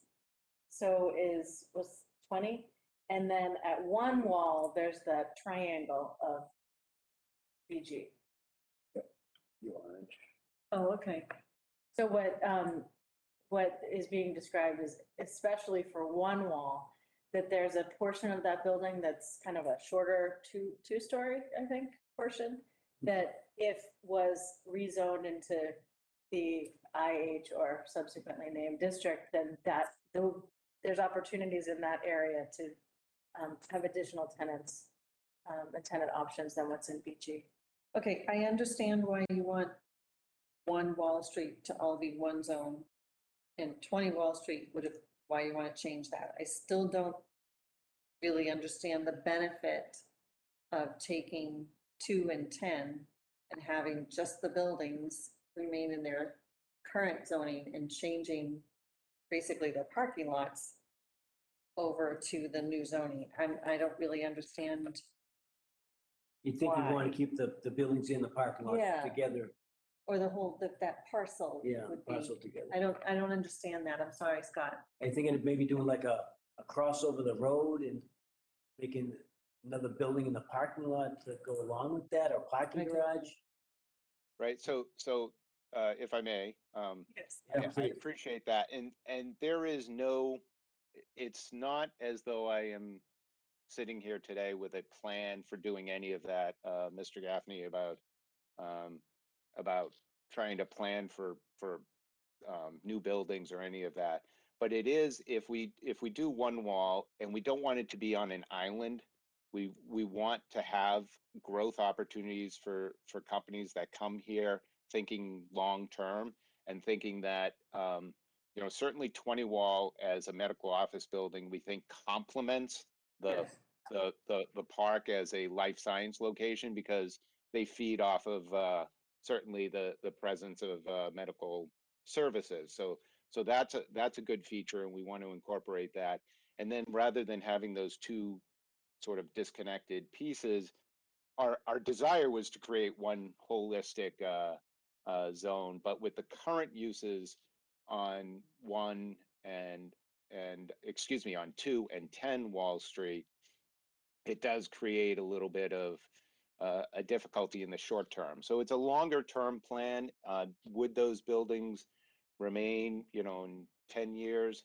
Perhaps not. Perhaps we're back requesting the remainder of the site to go to IH or whatever it would be called at that point in time, perhaps. But this allows us the ability to plan for that eventual future, even now. So it's really just a planning exercise for a long-term future approach. Okay, thank you. Personally, I would prefer to move forward with 1 Wall Street and 20 Wall Street and leave 2 and 10 alone. I'm only one person. I don't know how the rest of my board members feel, but I do not have any other further questions other than that. Thank you, Mr. Chairman. Thank you, Member LaRue. Member Spago, please. Thank you, Mr. Chairman. Member LaRue took my question, so Thank I have you. no further questions. Okay, Member Raymond. No, also, Okay, Member Cavino. Member who also took my question. Okay, sounds like you had the right question. And I would agree with Member LaRue on that. If you're going to just take the parking lot and change the zoning, maybe I'd ask staff, does that impact parking counts when you're into different zones than the intended building it's supporting? No, parking counts are associated with the use itself. When you run into commercial versus residential, you have a big problem. When you're in commercial to commercial, you can have shared uses, shared parking. The use is going to dictate the number of parking spaces you need. If you have a split zone just like this, it's okay. Obviously, if it was a residential zone and you can't do that. But Yeah, it's just for me, I'm trying to get my head around the different zoning for the parking lot versus the building and. Mr. Chairman, may I ask? Yeah, go ahead. ask, Go ahead. a question? So if we were to proceed with this, would it be possible at some point in the future for a building to be built on that section of the parking lot while this other section remained as it is? Right. You probably wouldn't have enough. Well, yes. yeah, Yes. so that's what. Okay, I don't want to do Yeah, that. right. Yeah, I think. I mean, if you can do one, you can do the vice versa of the one. Right, Yeah, so I right, think it's, right, yeah. right. I mean, you have setbacks and all that. I find it confusing. I think town meeting's probably going to find it confusing as well. So I think if we're going to move forward, I think you're looking at how the board's currently looking at this. What you can probably do is maybe wait for the other 2 members, Mr. Weiss, to come in and try to explain that to them, and then try to get the votes for that, which we probably should do anyway because of rezoning. I think it's probably important to have a full board. Yeah, I mean, you usually, if you can, we have time. It's not a restaurant, so. Okay. So, and if I may, perhaps be happy to come back with a little bit more sort of detailed explanation as to our thought process. Yeah, that'd be that great. in front of the full board as well to provide a little bit more color. Thank you. I think that would be helpful. Okay. It would be helpful actually to have these slides with the narrative that you've given us tonight. If you can include that a little bit, enhance these slides so we can send it to the group so they can kind of think about it and digest it. Sure. And that would be helpful. Okay. Sure. Mr. Chairman, I'd like to make a motion to continue this item to the meeting of September 2nd, 2021. Second. Okay, motion made, seconded. All those in favor? Aye. Opposed, abstained, 500. Thank you. Thank you very much. Thank you. Thank you. Have a good Okay. night. All righty then. So we've got the next, this is item 7L. Thank you. Public hearing to amend the zoning bylaw by the renaming the high-rise industrial IH district. And the planning board is the applicant. So it looks like we've got three potential names here. One is the General Industrial 2, IG2 district. The second candidate is the Innovation Science IS district. And the third is the Innovation I district. We can add something. Yes. What's that? I said, we don't have to stick with just those three. Not those three, but that's the currently one I have in front of me in case there's another option. We did look at the, as I mentioned, Cambridge and Kendall Square in Boston. Yeah. They're really boring. It's like commercial 2, PUD, But they mixed zone. have hundreds, millions Kendall. of dollars worth of companies. No, I know, but to the point, it was a very good point to say, well, a similar district, but if there was just zero, Yeah, zero jazziness. nothing. So we did look at it and carefully didn't. tell us. Yes, but this is zoning, and we're missing two members. I would prefer to continue this and begin maybe the next meeting. So Okay, the print warrant is the 27th of August. If the five of you have a general direction the wind is blowing on these, I would like to try to at least, we can amend on the floor if need be, but if I can avoid it, and the other two members agree with you, I would prefer it. Yeah, we'll do a little poll. So that's where I am, but you don't have to vote until they actually are back, but an informal poll. Informal poll. I would like to know. How about that Patriots? No. Right, how do we do on that, member, Espino? If I had to choose out of these three, I probably would go with just the I district. The I district. Member Raymond, As I said, I've heard it. okay? And member Swin, innovation, Innovation. and member Spail. Innovation. Two for innovation, and I don't have a. Agree. Ernie, you said Oh, you just said innovation, you Yeah. switched? I thought you said I. I use Just innovation. Oh, Innovation. I don't know. Innovation, I don't have a particular view either way, so innovation, at least the straw poll is what we The have. wind is blowing toward innovation. Okay. All right, well, that's kind of where you're going at the last minute, but I didn't have enough of you to kind of. All right, So, Mr. any, Chairman, should we make a motion on that? Just a straw poll? No, straw poll's fine. You can make a motion when all of you are here. Continue. I just- And second. Okay, motion made second, all those in favor? aye. Okay, opposed, abstained, 500, thank you. All right, minutes. I have to admit that I did not look at the 17th or the July 15 minutes. But if somebody else, do we have? I'm afraid I read them, they were fine. All right, continue. Okay, we'll continue that, sorry about that. Other matters, discussion, the master plan wrap-up. Steph? So we have, we're in the process of finalizing a contract with Emily Innes. She formerly Harriman, now Innes Design Associates. She did not directly work on our plan, but she did work with people who did work on our plan, are very familiar with how our plan came together. As you guys know, it was a long story, but anyway, it all came apart. We need help putting it back together. We have funds left over. We're in the process of finalizing contracts, so she can put it back together between mid-September to mid-November, and then we'll be done. Okay. That is that. That sounds good. I think we Okay. are at the final stretches and, At some point, you need to admit you need help, and that's where we got to. okay.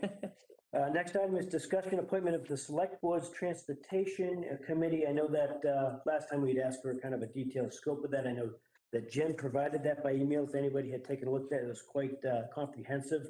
and it looks like a little bit of that is here. Do we have anybody that would like to volunteer? I think the selectmen looking for one person on the planning board, is that correct? Yes. To be part of the transportation, the transportation, what do we call it again? Transportation, select board Select Board's transportation committee. transportation. They really, we did ask, they want a board member. Because Jim has been very active. That's why I asked if he Okay. can just. Can we find out when the meetings were? I don't think they've just. They don't even question, they did not know, Okay.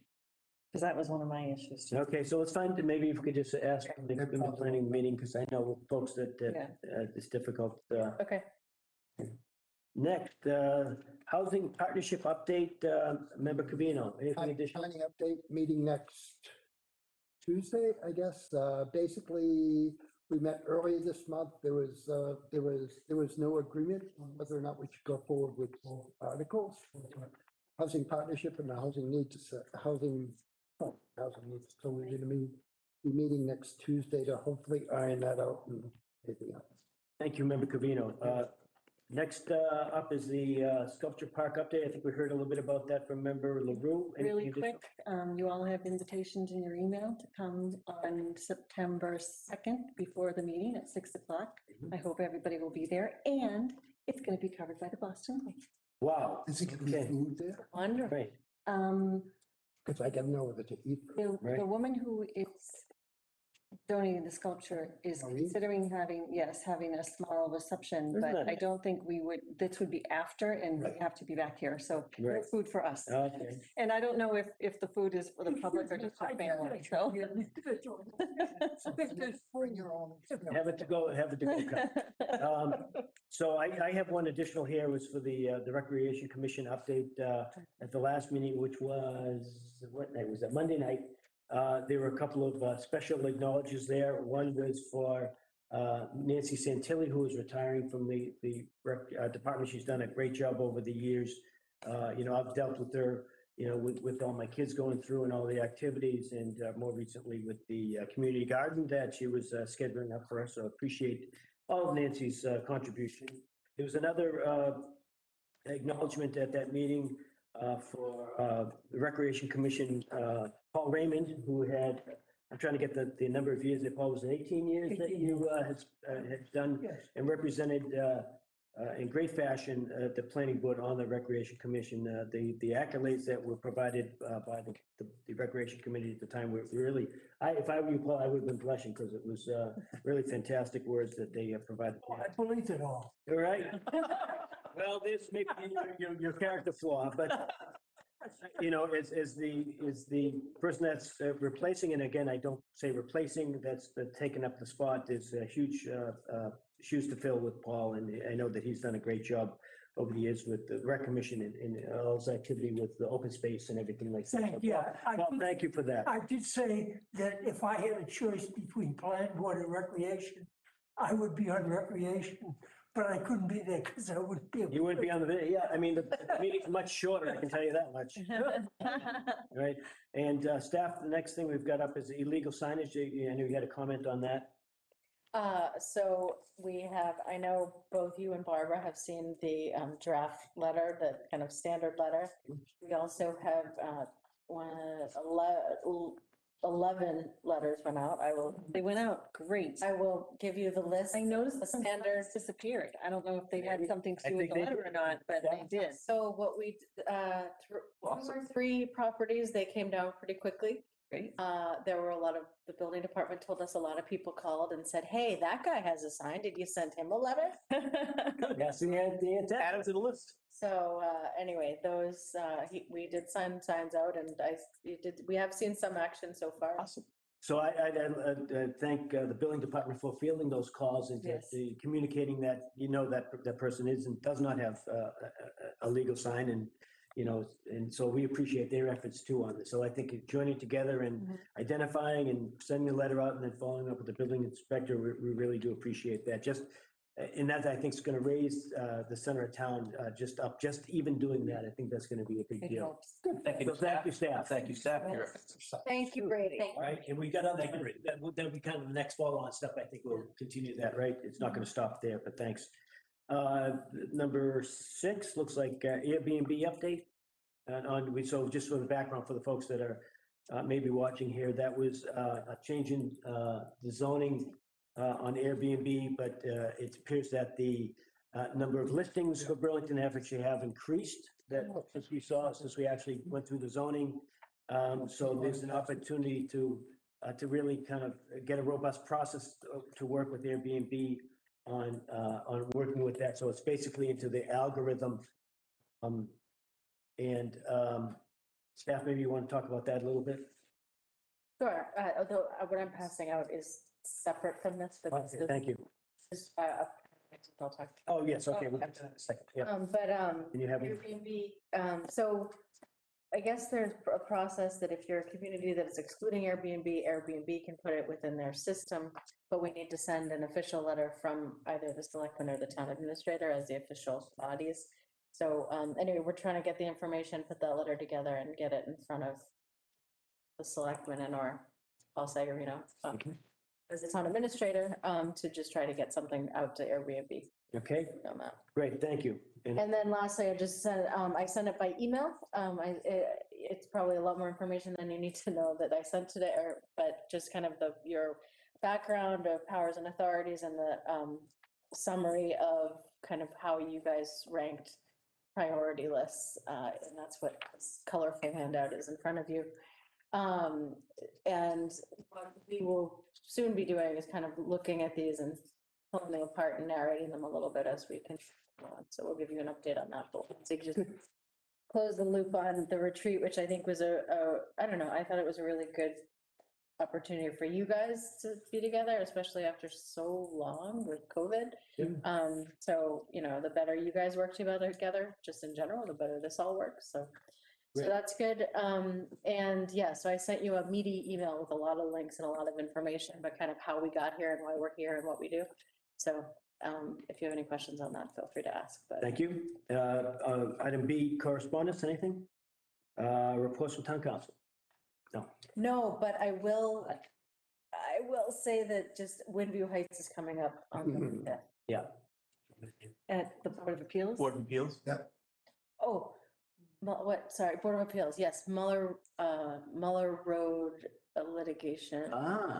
We will be having executive session at our next meeting, and it's Muller Road? the subdivision coming in off Cormier. The one that they're kind of doing on their own.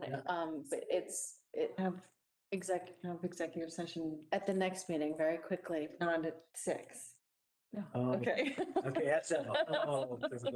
It's kind of like they've okay, great. Kind of like with the separate address there. It was coming in from both ways. The Board of Appeals gave the variance coming in from Muller, and then we approved to come in. Yeah. Great, thanks. We'll talk about it then. That's wonderful. Thank you. Good news. Thank you. Great. And subcommittee reports, I think we talked a little bit about Sculpture Park and Housing Partnership and Rec Commission. Any other subcommittees? Yeah, I just think that I'd like to acknowledge that our vice chair did a great job tonight. Thank you. Yes, thank you. Unfinished business? I'd be back because it's way past. Right, trying to hit before 11. Unfinished business? No. Okay, and any new business from anyone? Okay, and I just say that I don't think I did as well as our current chair. She tends to rip through these meetings in a great fashion. Complicated stuff tonight. All right. Yeah. Good job. Do I have a motion to adjourn? Motion to adjourn. Seconded? Second. Thank you. All in favor? Aye. Okay, 500. Thank you. Nice.